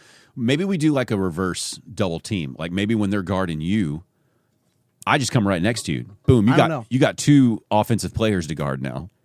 How you gonna handle this? Who you going with? Yeah, we could work something out. It's fun. I mean, it's a good time. You know, because we grew up in the era of and one. Yeah, but now we weren't ever good at it, but it's in there. Something could happen. It's it's funny though. Like your endurance is all that matters because you get me like at the very beginning. I'm knocking down 3, like not in the game, but like when we're warming up. Yeah, 3, switch.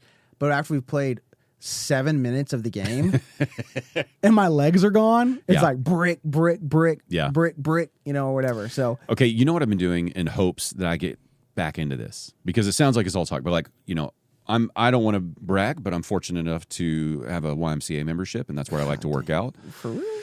Yeah, and what I like to do is the days I have to run on the treadmill, which I hate doing, it's like I'll lift weights, and then I'll run on the treadmill, and then I go to the gym at the end of my workout and try to start throwing up some shots with the weak legs. Now that they're burned out, I'm thinking, okay, if we can get this, and then every now and then I'll get in there and I'll go shoot first where the legs are strong, and I'm hitting more shots than I've ever hit because the legs are strong now. So I'm trying to build on this, but what I have realized. It's crazy. No amount of training for a marathon prepares you for basketball. No. And so I'm gonna have to really mix in. You would think a marathon, you've got cardio. And it's not the same. I was so winded. I was winded the whole time, and it's fine. But it's like, am I gonna be, a 40-year-old man at the YMCA running lines, Might have to. What do we call them now? We can't call them suicides anymore. What do we call Yo-yos? them? Yo-yos? Yeah. Yeah, I mean. Touching paint? Yeah, I don't see why. Am I going to have to call up my old high school basketball coach? Is this a Rocky moment? We get whipped into shape? Because I want to take it very seriously. You need to take the training seriously, and then the day of have a good time. Because you don't want to be that guy. Like you don't want to be the mean mugger. Listen, somebody's got. Actually, you can be that. Somebody's got to be the heel. That's the rule. Somebody's got to be the heel. If you are just average, you can talk shit. Because it's funny if you're doing it. If you're good at it, it's kind of like, hey, man, what's going on at home? Yeah. Like, you know what I mean? Like, do we need, like, what's going on? Like, what are you missing out in your life that we need to talk about? Because we just got to check on your wife real quick. Yeah. Or not even your wife. Like, what's going on with you, man? Like, what? How can we talk you up? How can we lift you up, brother? Like, how can we lift you up? Well, I'm extremely jealous that you got to play and I didn't. Well, I know. It was my own fault. Wanting another kid, it was my own fault. Yeah, it was fun times though. Absolutely. Oh man, I lost my train of thought there. But anyway, super excited about the special. Me too. Hey, I wanted to bring something up because you ask people this a lot on your show. Okay. You ask people. Every time you talk to local comics, you always ask like, how do we get these local shows at these clubs like to grow? Right. Yeah. Like you go to like I think I was texting you about this. I did Laugh Factory on a Sunday night at Hollywood, and it was back. I only did one show, but they had 3 shows that night, and every single show was sold out. And you know what I mean? It's like how do you get that? And like you always ask people on there, and I was thinking about that. I think the way that you get these shows a crowd. Now it's going to take some time. Is you have to like build a reputation that they're going to see a really good show. Yeah. Like what your hope should be. Because think about it, like you mentioned Cowabunga. Mm-hmm. Okay, you mentioned Cowabunga. Maybe Niaz and Vinny, the owners of Cowabunga, are the biggest marketing gurus in the world. They could be. I have no idea. Maybe they are. Maybe they're not. And maybe it started off where they were hustling, and those first couple of ones they grinded, and that's how they got the crowd. But what has kept the crowd is they vet who they put on those shows. Yeah. Like my Roller Town shows. Mm-hmm. I had a rule of what I would put on there. And every show, I always ask who here came because they knew there was comedy. And who here didn't know there was comedy? And it's always like not very many people came because they didn't know there was going to be comedy. Right. And then I'm like, who here has been here before? Mm-hmm. And it's always like 65, 70% of the people have been to one of those shows before. And Cowabunga is the same way. So what is it that Cowabunga, let's not even talk about my Roller Town show. What is it they're doing? Yeah. That they're getting a local show every single month with people in the seats. It's that they have quality. And it takes time to build that. But like what I see a lot of times with like the local comedy clubs, mm-hmm. they know how to market the main headliner shows. Mm-hmm. They do a great job at that. And they'll help out market the local stuff too as well. But a lot of times what you see as their local Wednesday night show or Tuesday night off night show mm-hmm. is essentially just a bringer show. Right. So, and they do that because they want a crowd. And Makes sense. And for people who don't know, a bringer show is the comic needs to bring a certain amount of people. And maybe they don't actually tell you, it's not an actual real bringer show. Bringer shows, if you don't bring the people, you don't go on stage. Okay. Right? At a lot of them. Mm-hmm. They're not actually doing a bringer show, but what they're doing is they're putting 10 comics on the show. And 5, sometimes 4 or 5 names on that show are newer comics or comics that actually don't even do comedy. That's like the only show they do. Mm-hmm. And so they bring, 15 of their coworkers, and then someone else brings 5 of their, and then you have this really good show. You have this really good audience that comes, and they see a subpar show. Then you have 4 comics who really aren't ready for that yet. Yeah. Yeah. And they see this subpar show, and they leave, and they're like, well, I'm never coming to that thing again. Like, I'll support my friend, I guess, but I don't want to sit through an hour of 15 minutes of abuse. Yeah. Right? And so it's like, I think the way to do it is just to like produce really good comedy. So this is where my viewpoint is coming towards, because I 100% agree with you on that. And honestly, did you get to listen to Paul Varghese's episode? Yes. Talking to him and trying to motivate him and get him hyped about bringing back his pub crawl idea. Mm-hmm. I really liked that. And part of the reason I really like it, I think Niaz is newer, so it's not. I think Niaz brings one half of Cowabunga and Vinny brings another half. Part of what Vinny's bringing is the experience. Mm-hmm. He's played at a lot of clubs. He knows a lot of comics. He knows what he personally likes. Because the thing is, like, the Cowabunga thing is going to have its own vein of comic, right? Its own style. Like, they're probably going to have kind of a different feel and theme than some of our other show producers are, and that's fine. Pick your lane and excel at it, right? So what Niaz is good at is he loves comedy. He knows a lot about the scene, and then the two of them together, they're the type to go market it and stuff like you're talking about. But I think they're good about honing in on like that community. Yeah. Right? So it's quality control with your comics, but it's also community. I think what we're missing from my limited amount of research just talking to people, but what I really feel like is I think we're missing more veterans like Niaz, people like yourself doing Roller Town,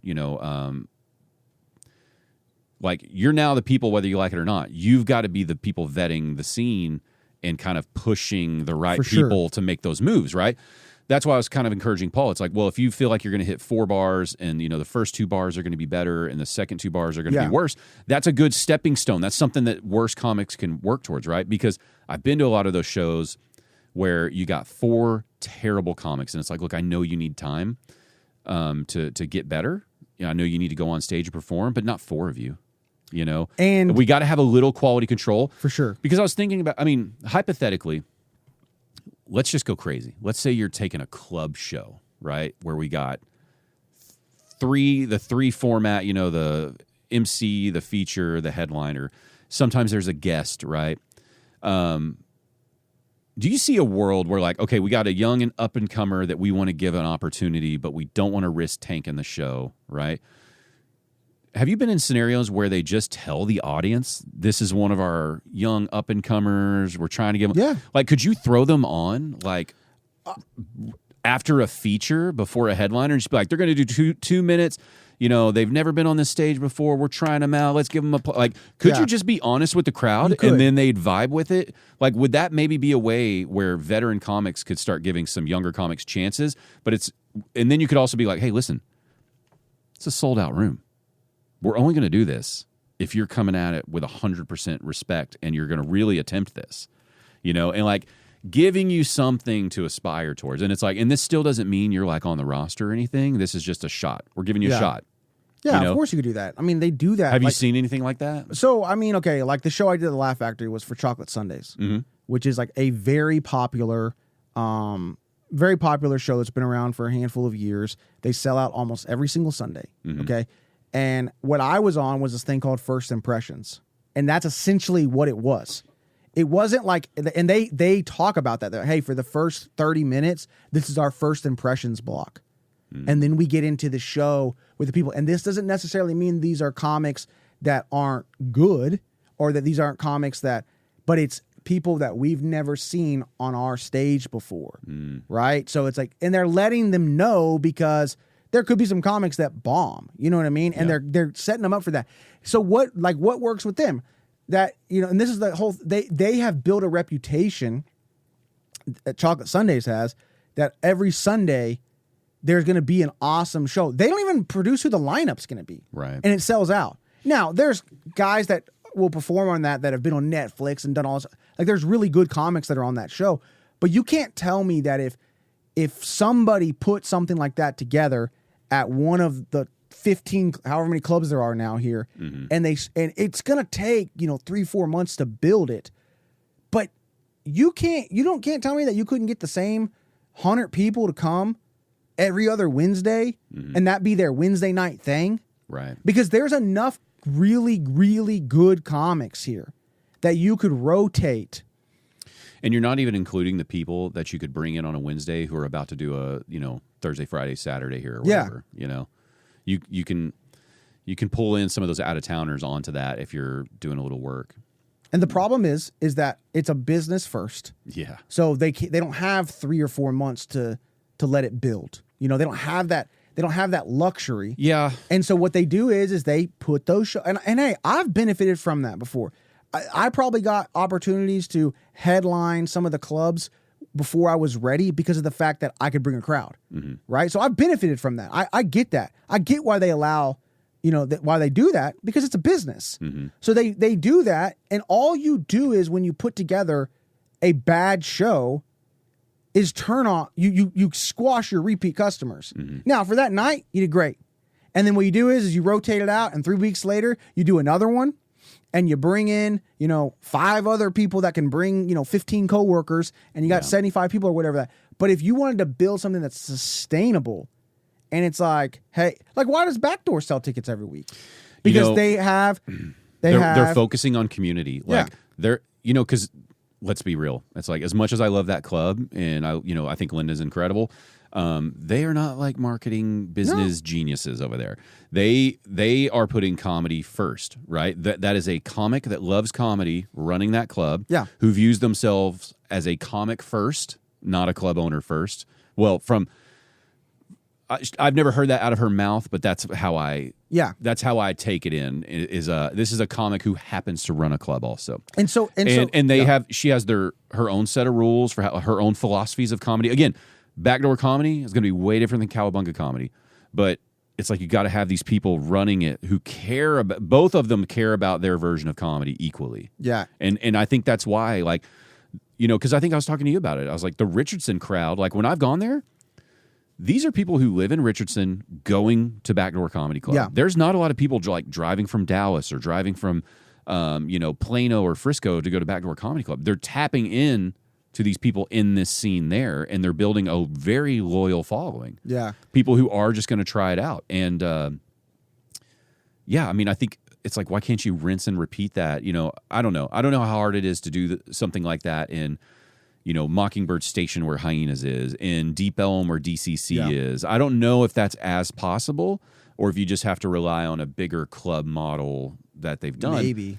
But maybe it takes like one of these people that is a producer / comic that is producing good shows to produce their shows at one of the clubs, and just, you know what I mean? And like they put all that effort in, they get the crowds, and it just builds. Because my thing that I see a lot, and I think it's fun and it's exciting and everything like that, and I think it's creative and outside the box to be like, this is our themed show that we're doing.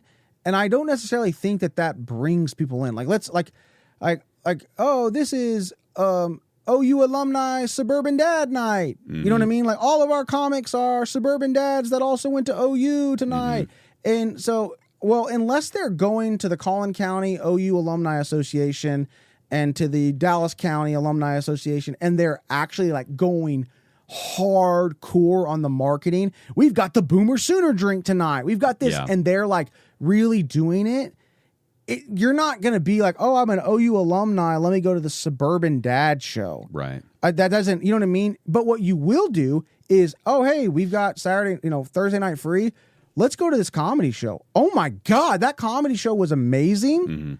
I want to come back. So y'all do this every Thursday? Okay, cool. I'm going to bring my, two of my buddies that love comedy. And then that becomes your Thursday night thing. And it builds and it builds and it builds and it builds. I think focus on the comedy first. Take away we don't need to, like, we joked about the push-up thing, but I'm surprised that hasn't been like a fitness and comedy show. Right. Where our most jacked comedians will be doing curls and then bits. Barbells and bits. It's barbells and bits night at the comedy club. What we're going to do is we're going to get a bunch of people that love fitness and love to laugh. Now, if you're going to go to every 24-hour fitness on the block and pass out flyers and give discounts because, if you have a certain body percentage fat, whatever.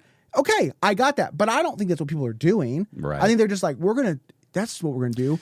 We're going to do OU Alumni Suburban Dad Night, and we'll put it on a flyer, and that's going to make all the OU Suburban Dads come. What I see, too, with comics here locally is, first of all, the only reason I'm on Facebook is because the comics are on Facebook. Yeah. And it's like, if I want to kind of know what's going on, a lot of these comics still use that as like a main source of social media. And so, it's like, I'll make a flyer, I'll make a post, I'll make an event. And it's like, hey, unfortunately, the internet now is so saturated with nonsense that doesn't cut it anymore. Unless you have a huge name, that doesn't cut it. It's like you have to do real promotion, and it feels like it's leaning back to more old school. It's like you just said, it's like you might actually consider going to a gym and talking to a manager and seeing like, hey, can I put some flyers up here? And like, we'd actually love to have you and your staff out. Absolutely. We could give you like some discounted tickets, or maybe I can talk to them about comping you a few tickets, get you guys in. Have you ever been to a comedy show before? Oh my God, it's right down here. Yeah, no, the club's like so close. Do you guys live in the area? Like making relationships, connecting with these people. Yeah. Instead of just being like, I made like 10 posts. Yeah. It's like, well, literally go to the gym. Like, hey, we're doing biceps and bits. It's this like fitness / comedy show that we're doing. And it's a new thing. It's all of our comics that are like into fitness. And we're doing that. We'd love you to bring your staff. For this one, we're giving, buy one, get one free tickets. Come to the thing. And if they go to it and it's an amazing time, that's awesome. But I don't think you need to do that. Well, and that's also when you hook them with like, hey, we actually do more traditional comedy shows. Yeah. Check out the website, follow the comics. This is kind of a special thing. You're saying you don't think you need to do a themed show? Yes. I think you just say Tuesday comedy night. If you're going to do a themed show, I think you need to go deep into the theme. Yeah. Like it needs to be like you walk into that comedy club and there's blow up barbells and there's this and there's that, and you've marketed the heck out of the fitness there might literally be a squat rack on the stage. Yeah, whatever, right? But just putting a flyer out and being like, oh, they're going to see that. The fitness people are going to love to see comedy / fitness jokes. I don't think so.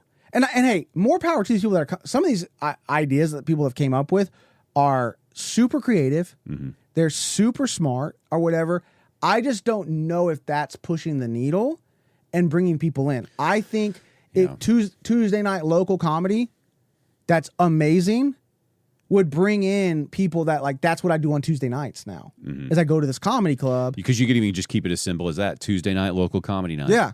Tuesday night local comedy night. Come see our best locals. You're going to see 5 comics. They're going to do 15 minutes each. Yeah, from right here in your neighborhood. Yep. And we've got 35, 40 people in this scene that can destroy 15 minutes, and we just rotate them in and out. We rotate them in and out, and you come because you know what I mean. Like, that's where I think the miss is, and a lot of it is because the comedy club is a business, so they have to make money, right? They have to make money. So I get that. As someone who's never, I don't know what it takes to run a comedy club, so I'm talking out of my ass here. But if I'm doing simple, like back of the napkin math, it seems like you make a ton of money off your successful weekend shows if you're a very well-established club who's been doing it for over a decade, right? Yeah. It seems like you pull in enough on the weekends that you can lose some on the weeknights and make it strictly about these comedy shows that we're talking about. And just because, again, it's going to pay back later if you build it right. Yeah. You're going to make the money back on all of a sudden your Tuesdays will make enough money to justify it all. Yeah, because it will be profitable. Why it like I think a lot of people came on this show, or you've heard people they're like, well, it's just because like DFW doesn't go out on Tuesday nights. The people who've said that on this show, I want to just be like, oh, fuck off, but they're a guest, so I don't want to say. But I 100% believe that. It's like there are millions and millions and millions of people here. We're talking about 200 people coming into a room. Not even that. Some of these rooms we're talking about 60. I've done Wednesday night shows with guys that are touring and have a following, and the place is sold out. Right. So it has nothing to do with the fact that at DFW they don't go out on Tuesday nights because it's a more traditional place, it's not an artsy place. It has everything to do with they don't trust what they're going to watch. Right. Right? You don't need to be famous in order to get that. Again, Wednesday night in Plano, the last Wednesday night in Plano, every single month, there's 100 people going to watch a local comedy show. Yeah. They never heard any of those names. Yeah, they don't look at the flyer going, oh, great. Yeah. Des O'Neill, he's fantastic. And it's like, we know Des is fantastic. Yeah. And it's like, but those people going to the bar, they're just like, no, like we go the last Wednesday of the month. We know this bar. These guys put on this show. It's like a cow thing or something. I don't know. I love it. You'll see it. There's a banner on the stage. You'll see when we get there. It'll make sense. And Backdoor Comedy Club, same thing. Mm-hmm. They're not going to the Backdoor Comedy Club and saying like, well, who's there? Who's going to be there tonight? Oh, no, I don't want to come see that. They know that I've been to Backdoor Comedy Club 7 times, and 95% of the time I've liked 75% of the comics. 80, I have a great time. So I'm going to keep going to it. That was 100% my experience learning about that club, because when I first learned about it was Doubletree, the Doubletree location. And it was literally that. Like somebody had mentioned they do it over there, and I was like, oh, wow. And it was this experience of like, I loved walking into this lobby, and there was this like secret room on the side, and it's like, this whole thing's over here? How did I not know this was here? And we went in. The lineup was great, because I think they do showcase style, so it's probably like, what, 7, 8 comics on Something like that, maybe even more. And leaving out of there going like, this is a whole group I didn't even know was funny, because a lot of those comics may not even be working some of the other local clubs. It's like their own group that they're working with there.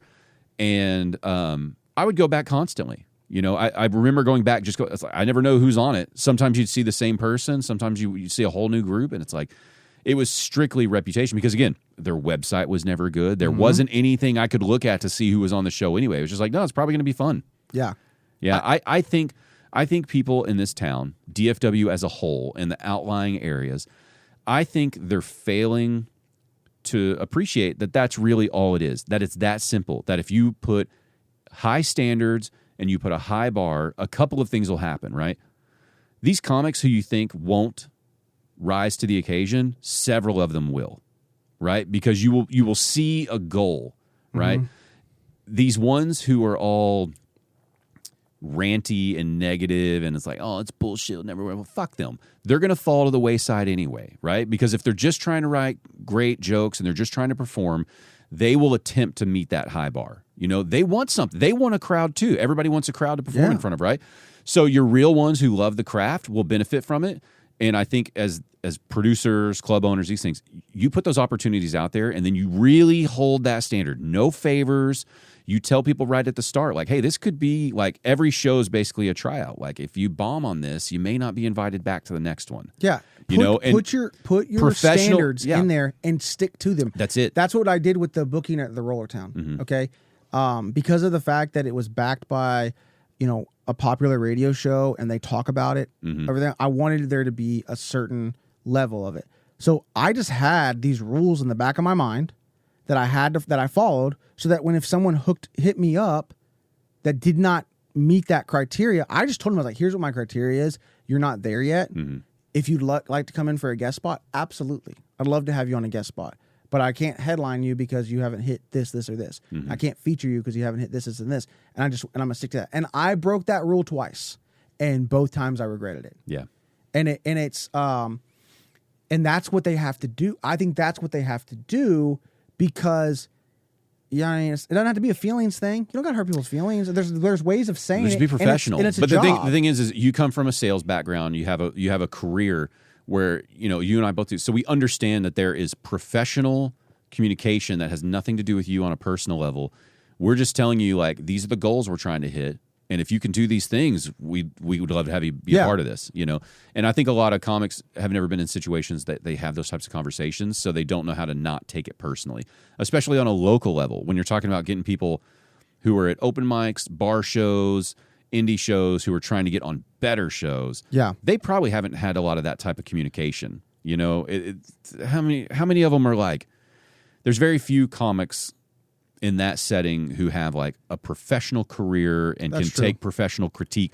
So this might be the first time they're hearing something like that. So it probably comes off in their mind as more aggressive, more insulting. And it's like, no, it's none of that. We're just saying we'd love to have you, we want you to be a part of this.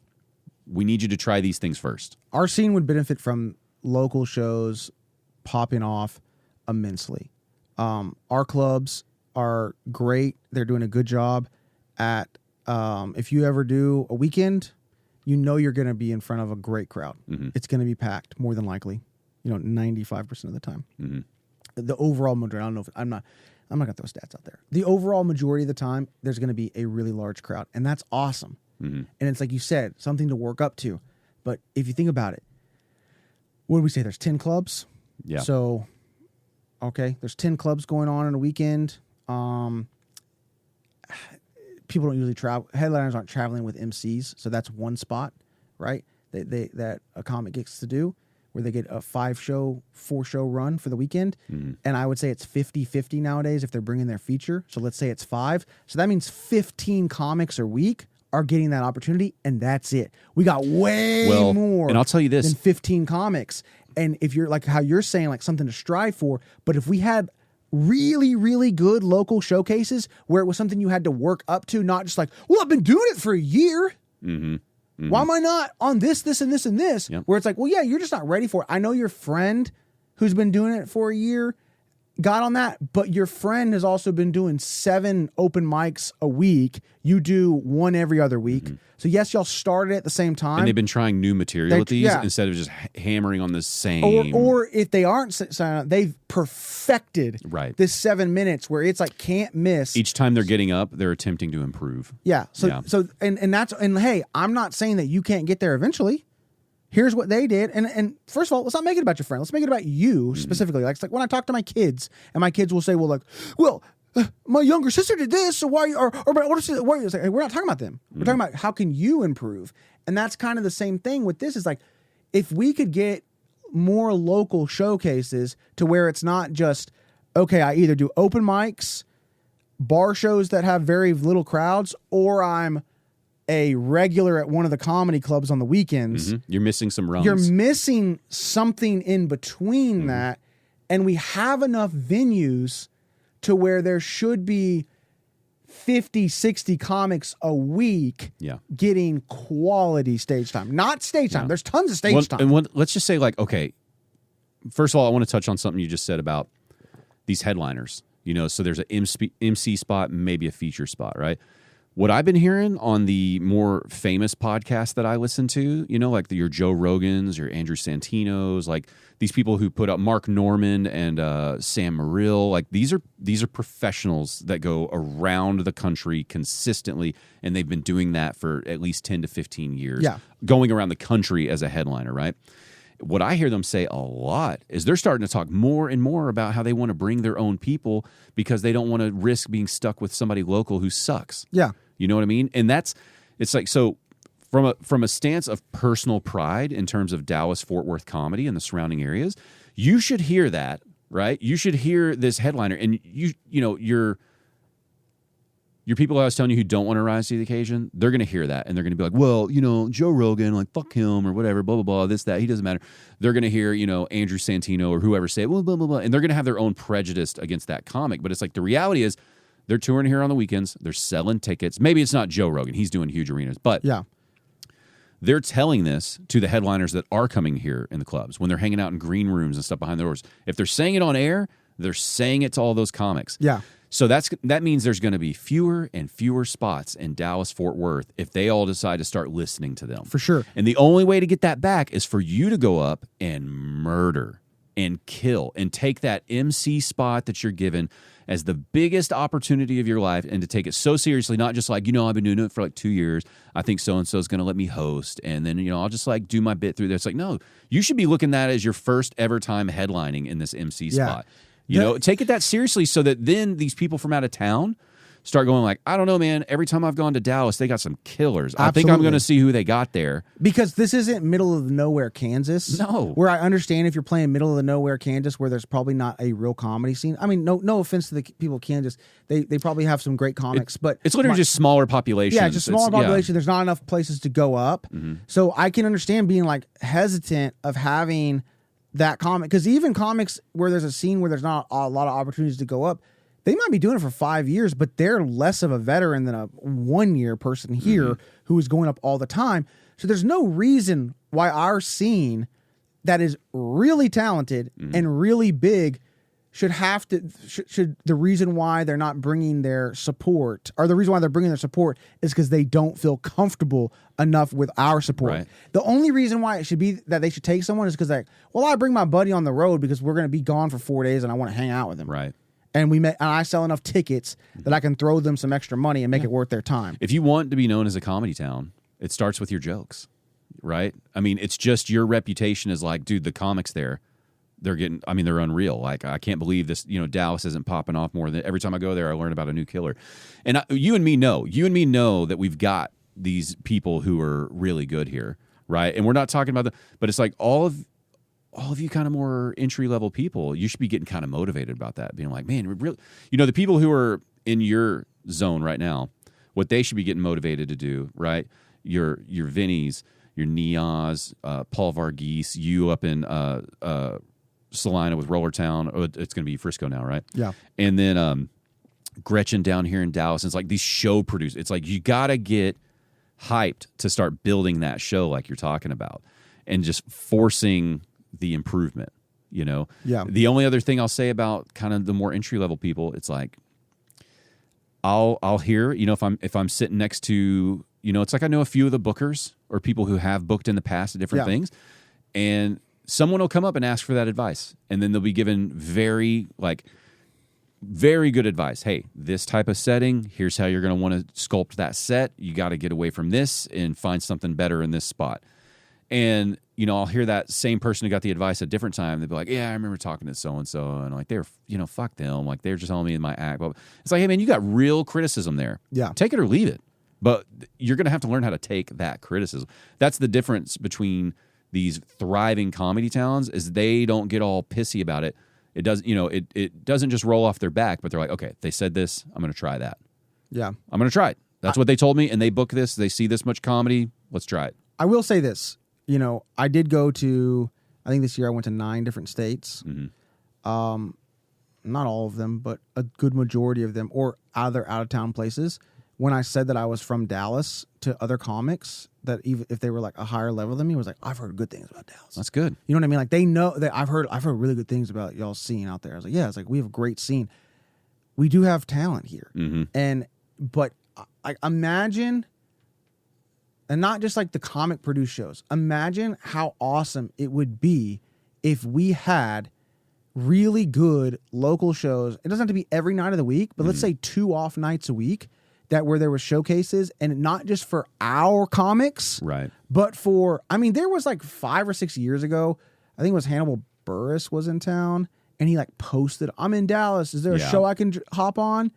And it was like Tuesday night, and like no one could find him a show, right? And so it's imagine if we had that, and then it turns into where, hey, I go to the show because every now, I was here the other day, or like, okay, prime example, Nate Bargatze, the largest comic in the world right now, it seems like, right? He came up to it's on Tuesday nights at the club in Plano. They used to do like a pro-am show every Tuesday, to where it had 4 or 5 comics that were booked and getting paid, and then the rest were pulled out of the bucket like an open mic. It was Plano Comedy Club then. Now it's Mic House Drop, of Comedy, right? yeah. It was House of Plano Comedy. House of Comedy, yeah, and now it's called Mic Drop. And literally, he had got booked to be to host Saturday Night Live that like the day before, or it was announced the day before, and he was going to be in Fort Worth at Dickies Arena on Wednesday, so he was already in town. So he came to Plano and did that show. Yeah. So let's say more of that starts happening, and then so it's like, well, yeah, it doesn't happen every single week, or it doesn't happen, every single month. But there's possibilities that when these big names are in town, they drop in and do 7 minutes. Yeah.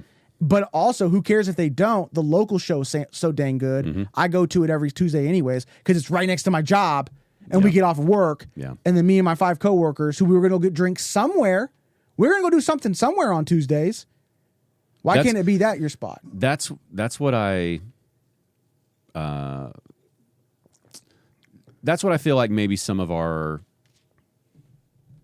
larger, more established places have maybe forgotten, is that a little bit of community outreach will go a long way.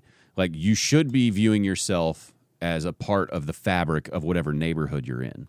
You know what I mean? You should, like, your name should be known. Oh, that's the owner of the club over there. It's like the managers of the other businesses all around you, the workers there. It's like there should be this kind of community rapport, and that will start bleeding into the success of that. And it's, yeah, I know the weekend headliner model works, but it's also like, how much more are you leaving on the table? Not even just money, but like, if you're running a club, if you're running a venue, don't you want it to be like the premier, like okay, we're the best in DFW now. Okay, well, I want to be the best in Texas. What do I got to do to get ahead of these other clubs? Now, what do I got to do to be the best club in the country? And for whatever reason, it feels like there's not a lot of that kind of drive. And I don't know these people. There's various reasons why that may not be happening. But I do feel like it starts with just, I want to know the neighbors right next to me. Then I want to know the whole block. And then I want to know like the next 3 or 4 blocks. I want to go in and like buy a sandwich from the sandwich place and meet the workers. I want them to know I'm the guy running this club, And that's how you start selling. Oh yeah, we met the owner of this comedy club. I didn't know there was a club there either. No, we're going to go check it out. And then to your point, when they do come in the door, it needs to be good. It's gotta be killers. Yeah. Yeah. And so like, to credit a lot of the clubs, a lot of the clubs are doing things for locals. I mean, the 325s at Hyenas are... Let's see, there's 325s at Hyenas. And that's like 85% local comics. The Ann Fringe shows at the Improv. Those are great. DCC probably does the most of the themed shows we were talking about. But they're doing a lot of... Like, they're trying to do local things. A lot of the clubs are, Comedy Arena does a lot of local... Everyone is doing local stuff. And they're putting an effort into it. I think the miss... a lot of times is the vetting process, because a lot of people they want to sell tickets. And I get that. I understand the business owner wants to sell tickets. I 1000%. I think that it's going to take one of the clubs to be like, okay, for 3 months, we're maybe going to lose some money on this. Yeah. And then after a while, okay, we've got a reputation now that on Wednesday nights we put together a killer ass show, and people start coming based off of that. It's going to take some time. It's not going to happen overnight. All right, which venue's going to do it? No, I don't know. Who does it? I don't know. Yeah, I mean, let's see. What of our venue? We've got Mic Drop in Plano. We've got two Comedy improvs. Arena in McKinney. We've got Improv Addison, Improv Arlington, Hyenas Dallas, Hyenas Fort Worth, DCC. Who am I missing? We're about to have Punchline. About to have a Punchline. Backdoor. Backdoor Comedy Club. Truthfully, in my heart, I feel like Backdoor needs to be the drop-in spot in DFW. It could be. You know, could you imagine Nate Bargatze getting a drop-in at Backdoor? Yeah. And that would just, it'd be, that, to me, when you drop in, that's what it feels. It's like, yeah, I know there's no money to be made here. This is just the fun. And that to me feels like what you think an intimate, like when you've never been to a comedy show, I feel like that's what you think a comedy club is like first. This small, intimate space, nothing crazy fancy. It's like we're just kind of bootstrapping things, but we're going to hear jokes.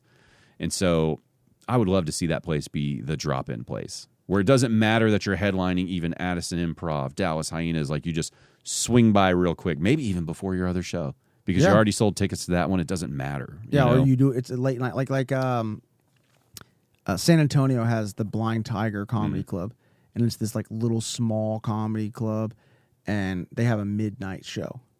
So they probably have earlier ones too, but they have this midnight show. Yeah. So comics that are like, I think like when Ralph was in San Antonio at, you know, I think like at LOL, I think I remember him doing like going to that 12, you know what I mean? Like after he headlined there, he went and did that. Like, I think I saw that on his social media. Like, so like there's a spot, like, I don't know if we have a place that's like that, but, I don't know why we couldn't. No, we definitely could. It's just, I think Dallas especially has grown so quickly over the last, 5-10 years that a lot of our major players, it's like everybody, including me, it's like you all get so hyper focused on your like daily task, your weekly task, your monthly task, and then before you know it, like 3-4 years have gone by, and so maybe a lot of them just having a hard time appreciating that. Hey, this city has changed so much. There's all these people who don't even know you exist. Could you imagine if they knew you existed? Yeah. Like, could you imagine like a place like Backdoor realistically could do comedy 7 nights a week? Yeah, because it's not huge. It's not a huge venue. You could do 7 nights a week. It may take you 3-4 years to build that kind of a roster of like the types of shows or whatever it's going to be, but you could do it, Yeah. Between like open mics and what'd you say they called where it was like an entry level show? It was like an introduction show or something. Oh, like of all the the first newcomers. impressions. First impressions, yeah. Yeah, they saw the normal show, but they had like a block that was first impressions or whatever. I think DCC's trying to get those lanes going because they have those theme shows. Yeah. But it's just hard because, like you said, you get such entry level comics on some of those shows that now we're really flirting with that quality control. And it's like, your real entry level stuff really should just be your open mics, right? Yes. And then getting your open mic, you still got to vet your open mic a little bit, right? But using that to pull into those other shows. And I know they do that. Because these shows are produced by comics. I know they do. But there is a lot of like, I'm this comic, these are my friends, I'm going to put them on the show. I think what's hard for comics that are younger in comedy right now is that they can see everything that their peers are doing. And that's where you want to rush to be doing stuff, right? Like I had someone ask me the other day that's been doing comedy for a little over a year. Right. And they were like, hey, like I see you do like a lot of stuff like that's not in DFW. Like, what do you do to get those? Like, how do you do that? And I was like, I mean, I told them how I do it. I was like, but if you want me to be honest with you, man, I was like, don't stress about that right now. There's enough stuff going on in your own backyard that you don't need to stress about that. Like, don't put that pressure on yourself. Don't put that heartache. It's like, it's like I'm emailing like all these comedy clubs, and I'm like, yeah, when you start doing that and you start getting 0 responses, because I do that. Like I'm up at midnight once a month where I treat it like a sales job, and I have this spreadsheet of 50 clubs, and I have this whole thing that I'm spinning out stuff. It's very depressing. And I'm at least hitting on some of them. You're probably a year in not going to get a lot of responses, if any. Well, and that's going to make you hate your comedy. So it's like, I think that's what makes it hard for these guys and gals that are starting off, because they're seeing everybody that like, oh, I kick it with him at this showcase, or I kick it with her at this place, and they're getting that. So that's what I need to be doing. Whereas like when I started, yes, there was social media, yes, there was MySpace and Facebook and stuff like that, But not everybody back then posted about everything they do in their life. Mm-hmm. That's not what social media was for. Social media was to figure out what party was that weekend and then to post pictures about it. Yeah. It wasn't this like, let me tell you about what I did all day. Here's my story. Here's this, here's that. Mm-hmm. So in their mind, they're like, well, I'm not doing enough. I got to try to get on this show. And then if they're persistent enough, they'll convince somebody to put them on the show. Yeah. They're not ready for it. And then it's just this like cycle that happens all the time. Like young comics, it's okay if you're just doing a bar show right now. That's okay. Well, the reality is a year in, you're not ready. And that's fine. Yeah. That's fine. If I go to watch you and I know you're only a year in, I'm watching you with a different lens. I'm not judging you the same way. I'm going like, oh, that's an interesting premise. I wonder if they'll dial it in here in like 6 months, a year. Like, will they bring that around? And I have seen people like that. I'll see you at an open mic, and then I'll see you 2 years later. I'm like, holy shit, they worked that one out. That's so good now. But have you ever really seen anyone a year or two in that were just phenomenal? No, it's like you.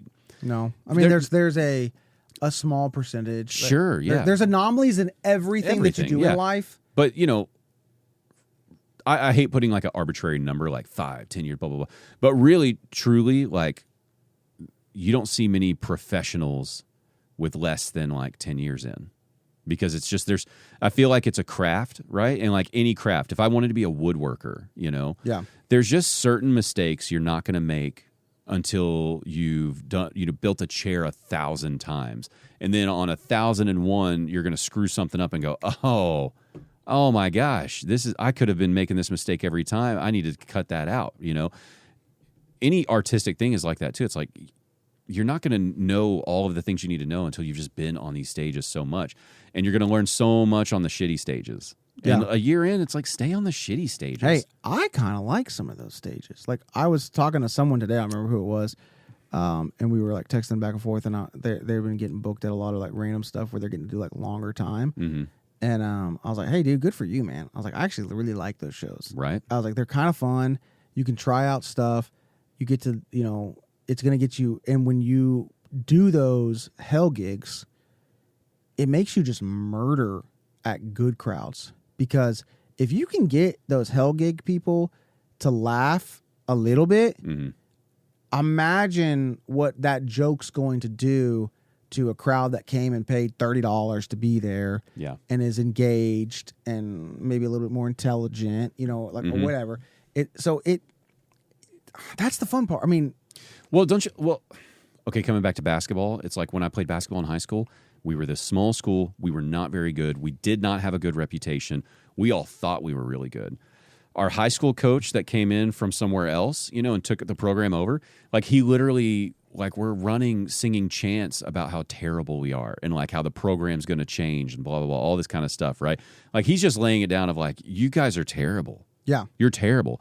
Not only is your playing terrible, but like your attitude's terrible. Everything about you is adding up to being horrible at this sport, essentially. And we're literally like, we're having to march like military stuff, jogging, singing in unison while, he's doing the stuff like we had reputations of being like, we're like this little white trash town. So we're like talking shit to refs and things like that. Not me personally, but just the reputation of the program. And so it'd be in there. It'd be like, no more like whining to the refs and talking trash and blah, blah, blah. All this stuff that's pretty embarrassing, stricter dress codes, not even just within the team, like within the school, for just basketball players. And then the other thing we did was we went to these summer leagues playing schools a million times better than us, playing these super 5A schools. These people have real college prospects. Some of them have NBA prospects, and they're just dominating us for a summer. It just embarrassing us. Like, I don't remember, but I'm pretty sure some of the scores were probably like 100-30 maybe. Yeah, they might turn the scoreboard off. Yeah.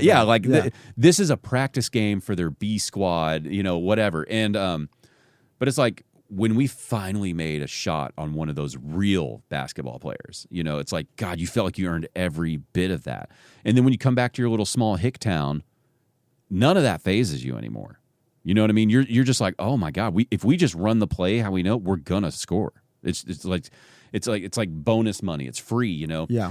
And then the other part that I didn't even notice was we were getting dunked on and embarrassed and humiliated so much in this summer league that when we went back to our little small country towns, and then all of a sudden it's like the team we're playing against that's got 2 really good players, and these guys can dunk, and nobody in these small towns dunks, right? So all of a sudden, they're going up doing dunks, and their crowd for their team is going crazy. Whoa, that would normally phase us, but it's like, do you know how many times I've been dunked on? I don't care. I don't care about a dunk anymore. This doesn't mean anything to me. I've heard that rim pop so many times when I'm standing right underneath it at this point. It means nothing. That to me is what those hell comedy clubs are, right? It's like a lot of these comics, they probably didn't play sports or things like that. This is their thing, Yeah. It's like, that's what those are, man. Those are your summer games where you're going to go eat shit, but you're going to learn so many valuable lessons that by the time you get to this great show, you're not going to have a doubt in your mind. You're going to just do a great job, But I think a lot of them don't want to hear that. Like you said, to your point, you see perceived success on social media. Yeah. But that's also people who are like, another sold out show, and it's like, you did a guest spot for a headliner who sold all those tickets. You didn't sell any of those tickets. Let's stop lying. If you're a newer comic, it's like, know that a bunch of them are lying about the success anyway. Yeah. So it's all cool. It's a all lot of the times when you're posting, I know for me, I'm posting because it trying to make things sound like a bigger deal, because it helps with like other bookings. Right. And so I remember I featured at Laughs Comedy Club in Tucson this past summer, and every show was sold out. So at the end, I was like, fun time, 4 sold out shows, right? And I remember I got text messages, hey, congrats. And I was like, well, I had literally nothing. And that's what I said back to him. I was like, thanks, but I had nothing to do with it at all. Even the headliner was like, I didn't sell this place out. The club sold it out. You know what I mean? And he was like, I mean, some of these people came from me. I'm not saying that none of them did. Yeah. But, or whatever. So it's like, understand that the stuff that you're seeing on social media is not that it's lying. Because I don't lie. I put what happened, but I'm not, you know what I mean? I know what you mean. Well, because you're also trying to get people who aren't in the comedy game to go, who's this guy selling out shows? Maybe we should check him out. Like, it's like, understand that is the social media game. So comparing yourself to these people, you're like you said, it's only going to be like a road of heartache and depression. I told just work on comedy. A buddy of mine that we do a lot of shows together was like, this person that I know, that started around the same time as getting this show, and I'm not getting that. And I'm like, you're getting a lot of cool stuff. Like, stop looking at that. Like, stop looking at it.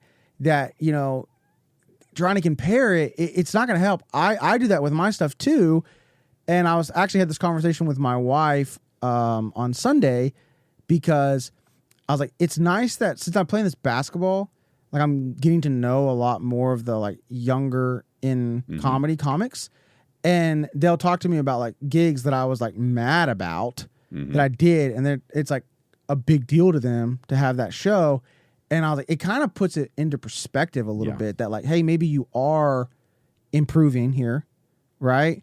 But then also if you're another comic that you're watching other people's social media stuff, dude, it doesn't mean anything. Right. We were all just required to do this. We're all required to post about our shows because that's what we want. They want us to do. We're all doing it so that I get the privilege of doing a one-nighter at the Improv usually about once a year. Every single time I headline one of those off-night shows at the Improv, I always get 3 or 4 bookings from that. Right. And it's just because I posted that I headlined. So then Improv, some other random booker that does some show in, some offbeat town that's an hour and a half away from it will see it, and then it allows me to get a show. It's every single time I do it. And that's why I post it. And they're also playing the same game of from Dallas, Texas, recently headlining the Improv. Yeah. They're also doing that. So comics that are seeing that stuff, don't I can't speak for all comics, but if you see some of my posts, I'm not doing anything that's cool. Okay, just understand that. Nothing that I'm doing is cool.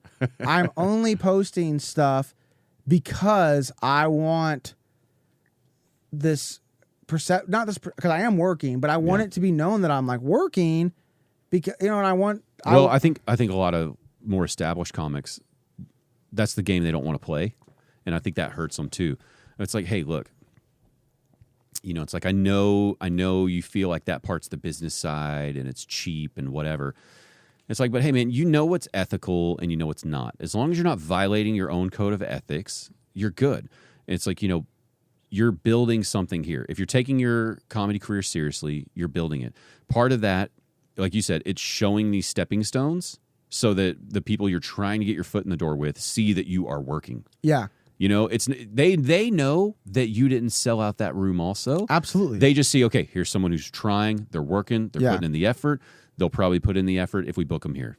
Yeah. And that's all they're all looking for. Because it's all just like it's like a domino effect. Mm-hmm. Everything that we're doing is like, if you could get this, then this can happen, and this can happen, this can happen. Someone asked me that I was chatting with on Saturday, hey, they're like, do you do this full time as another comic? I was like, no, not at all.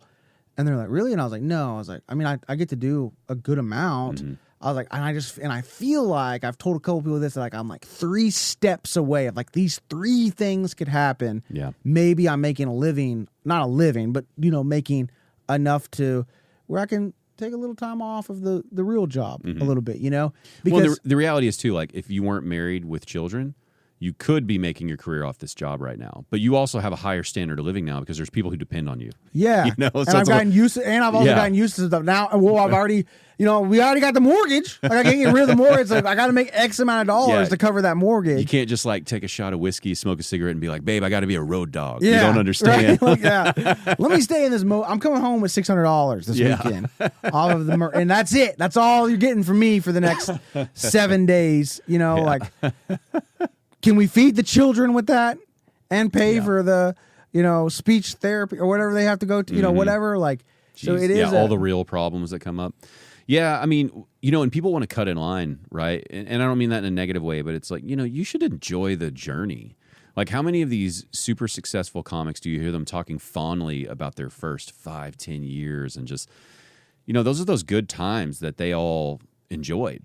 So it's like, if you're newer, it's like live in that moment and really enjoy it. Make yourself better. Enjoy all the shitty mics you're doing with some of these people. You're likely good. If you stick around for 10, 15 years in the comedy game, there's going to be a couple of these people right now that you're doing these shitty open mics with that are going to be with you the whole way. Yeah. And you're going to become great friends, and you are all going to reminisce on these moments. Yeah. So stop. That's what I mean by don't try to skip the line. Like, don't even worry about the line. Worry about your comedy.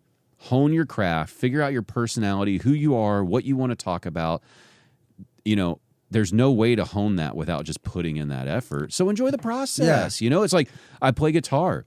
It's like you have these little epiphanies learning an instrument where, it's like you're playing every night. You're like, I suck. Wait. I think I finally made a cool sound. What was that? What was it? Oh my God, I know how to make this cool sound now. And then the same thing happens when you're just learning chords and songs. And also it's like you have these little epiphanies where you're like, holy shit, I've been trying to do this for, 3 months now. I finally figured it out. And then now I can do it with my eyes closed and I don't even think about it. Yeah. It's the same thing. It's like, just enjoy the process. Enjoy the process and also understand that when you're seeing comics that have been doing a little bit longer than you, really the stuff isn't that cool. Like, I mean, it's not like, what I mean? You see that, oh my gosh, they got to do this show. And I'm grateful for every show that I get to do, but don't think that you're like missing out to where, you know what I mean? Like you'll get there eventually, but even if you do, like, you're probably going to be like, oh, that's what they did? Yeah. They drove 7 hours round trip tonight to perform for 13 people. And then they drove back and like all they wanted to do on the drive home was like quit their life because they just missed 7 hours and now they're gonna get home at 1:30 in the morning and they gotta wake up at 6 a.m. and do their life all over again. Yeah.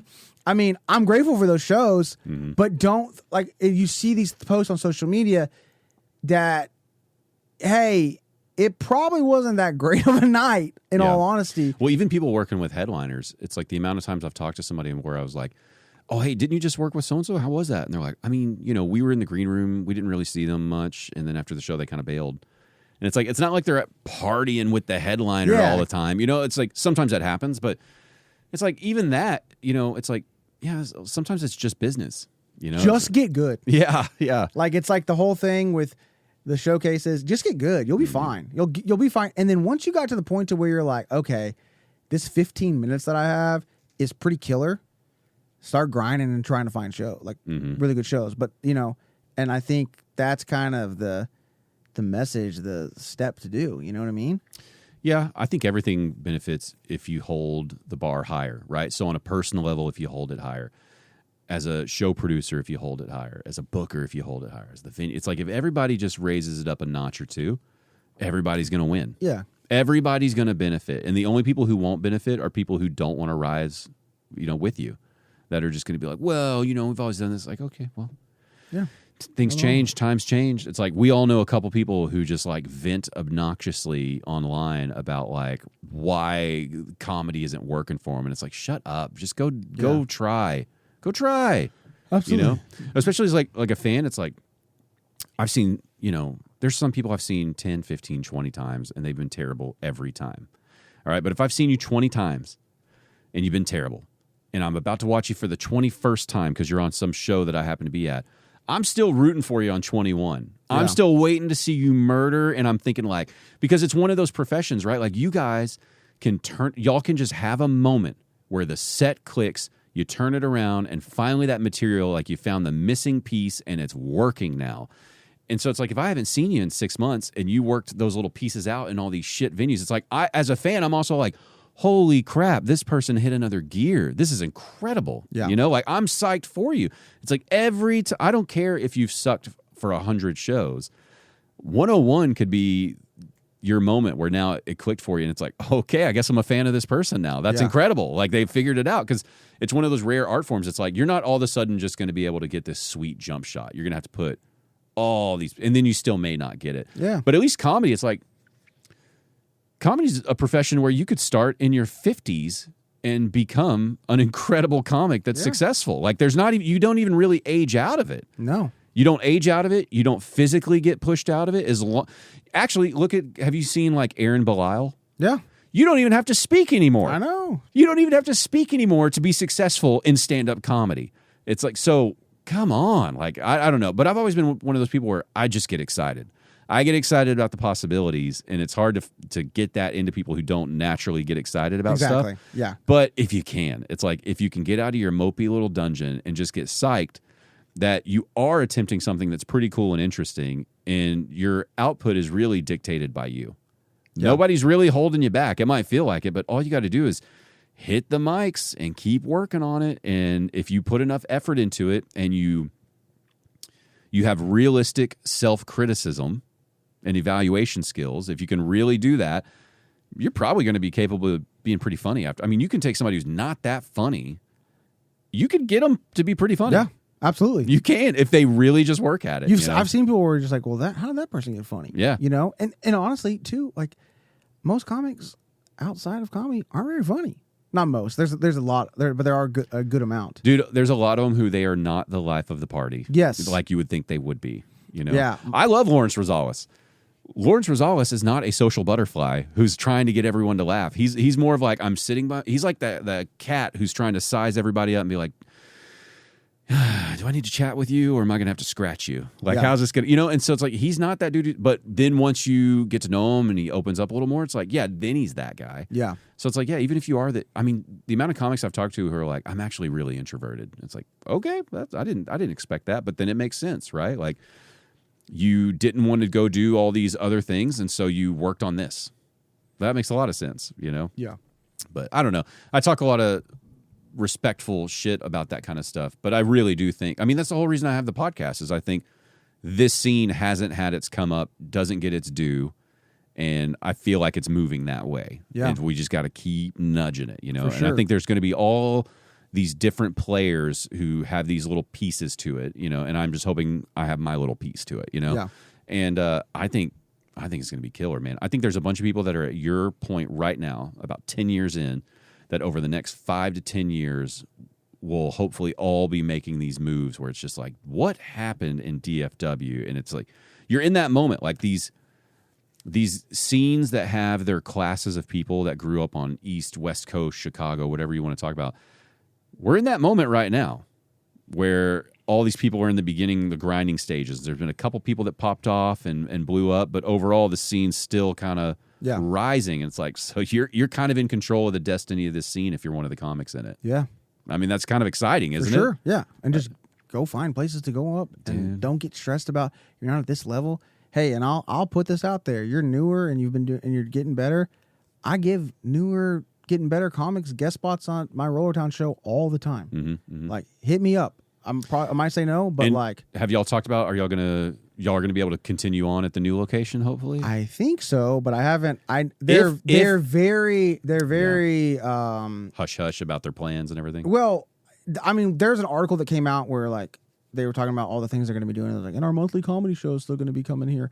So, and I think it's happening. I think we're still going to do comedy, but I mean, they open in like 3 weeks, so they're just focused on getting that place open because they're shutting down the Salina one. Well, y'all have a good rapport, so we're going to assume that why would they change it if it was working? And we're doing our after party there. Yeah, and if that's special, and if that's the case, like that new place is going to be incredible. Yeah, if you're able to do that at their Salina location, I can only imagine the potential at the Frisco location, which is just pumped up on steroids, is going to be. I mean, truthfully, if that had already been established longer, we would be trying to film your special there. Yes, we would be trying to do it. We talked about it to them, and I actually talked to like my contact there that helps me book all the shows, and they were like, "It's going to be." We couldn't guarantee that it was going to be there. Going to be open, because it's like every project you run into delays, and they're like, when are you trying to do it? And it's like, I guess that's pretty close to y'all's opening. Well, originally, remember, we were supposed to be doing it 2 days ago. Our original date was October 4th. So it would not have been open. It wouldn't have been open. And they told me when I asked them about October 4th, they're like, we're shooting for an October 2nd date, so that would work. And so like we would have been up, and so you and I were talking like, let's just do it at that theater. It's gonna be a lot better, and it's walking distance to the Isn't Roller it like Town. Across the street or something? It's like 2 blocks away. Oh, okay. So we're gonna do an after party there. Keep the relationship good. They know that we're coming already. Like I've already talked to the people. And we're gonna party, and we're gonna, hey. And right now we got 105 people, dude. So, if we get the full crowd to just follow 2 blocks over, that would be incredible. I know. I don't see any reason why we can't do it. Yeah, well, I mean, that's it, right? We're going to do the special in December. You can go, is it the knacktheater.com? Is that what it Knack is? Theater. Knack Theater in Frisco. You can go to any of our social media. We got it in the bio. You can buy tickets there. Right now, tickets are $10, but they're going to be going up. When are we thinking? November 6th. November so 6th. When it's a month out, it's going to go up to 20. Hey, and the tickets can be gone by then. So get them now while they're 10 anyway. Like, we'll happily take more money from you. Yeah. But go ahead and take a little less. Hey, and I'm going to say this to people too, that if you're listening to the show and you bought tickets or you buy tickets, if for some reason like something comes up and you can't go to the show, let me or Travis know, and we'll broker someone to buy them off of you or something. Because we'd rather the seats be filled than make money. We'll do some StubHub stuff, mark the price up. You know what I mean? We'll do something. Yeah. We'll make you a little money. We'll broker a deal for you. We're here to help you out. Yeah. Yeah, man. Any parting words? I'm super excited to film another one. Like, you're talking about quality. It's like, I loved working on Lawrence's special, and it's like, I could have definitely recorded more by now, but it is that it's like I only want to work with people I want to work with. You know what I mean? I only want to work with people who I feel like have sets that are ready to go. And when I saw your excitement about putting this material together about like a year and a half ago, I guess we probably first talked about it. Well, if you remember correctly, 2 years we went and looked at that theater. That's right. That was like 2021. Yeah, but you know what I mean. And that was just an idea that we had, but it wasn't. That set's not what I would have. If we would have recorded that in 2021, it would not be what this set is today. Yeah. So I'm glad that wasn't something that happened. No, this set makes me excited. We won't talk about it anymore. You got to go to the show or wait for the special, but go to the show. Be a part of it. Anything else? What do you got, man? I think that's it. All right. And then, we'll stir up a little more controversy about the basketball tournament on a different episode. Yeah. Great job, Neon and Vinny on that. And great job, Dallas comedy scene. You're a good scene. We're good. The I'm a Fan of podcast, music, comedy, and more.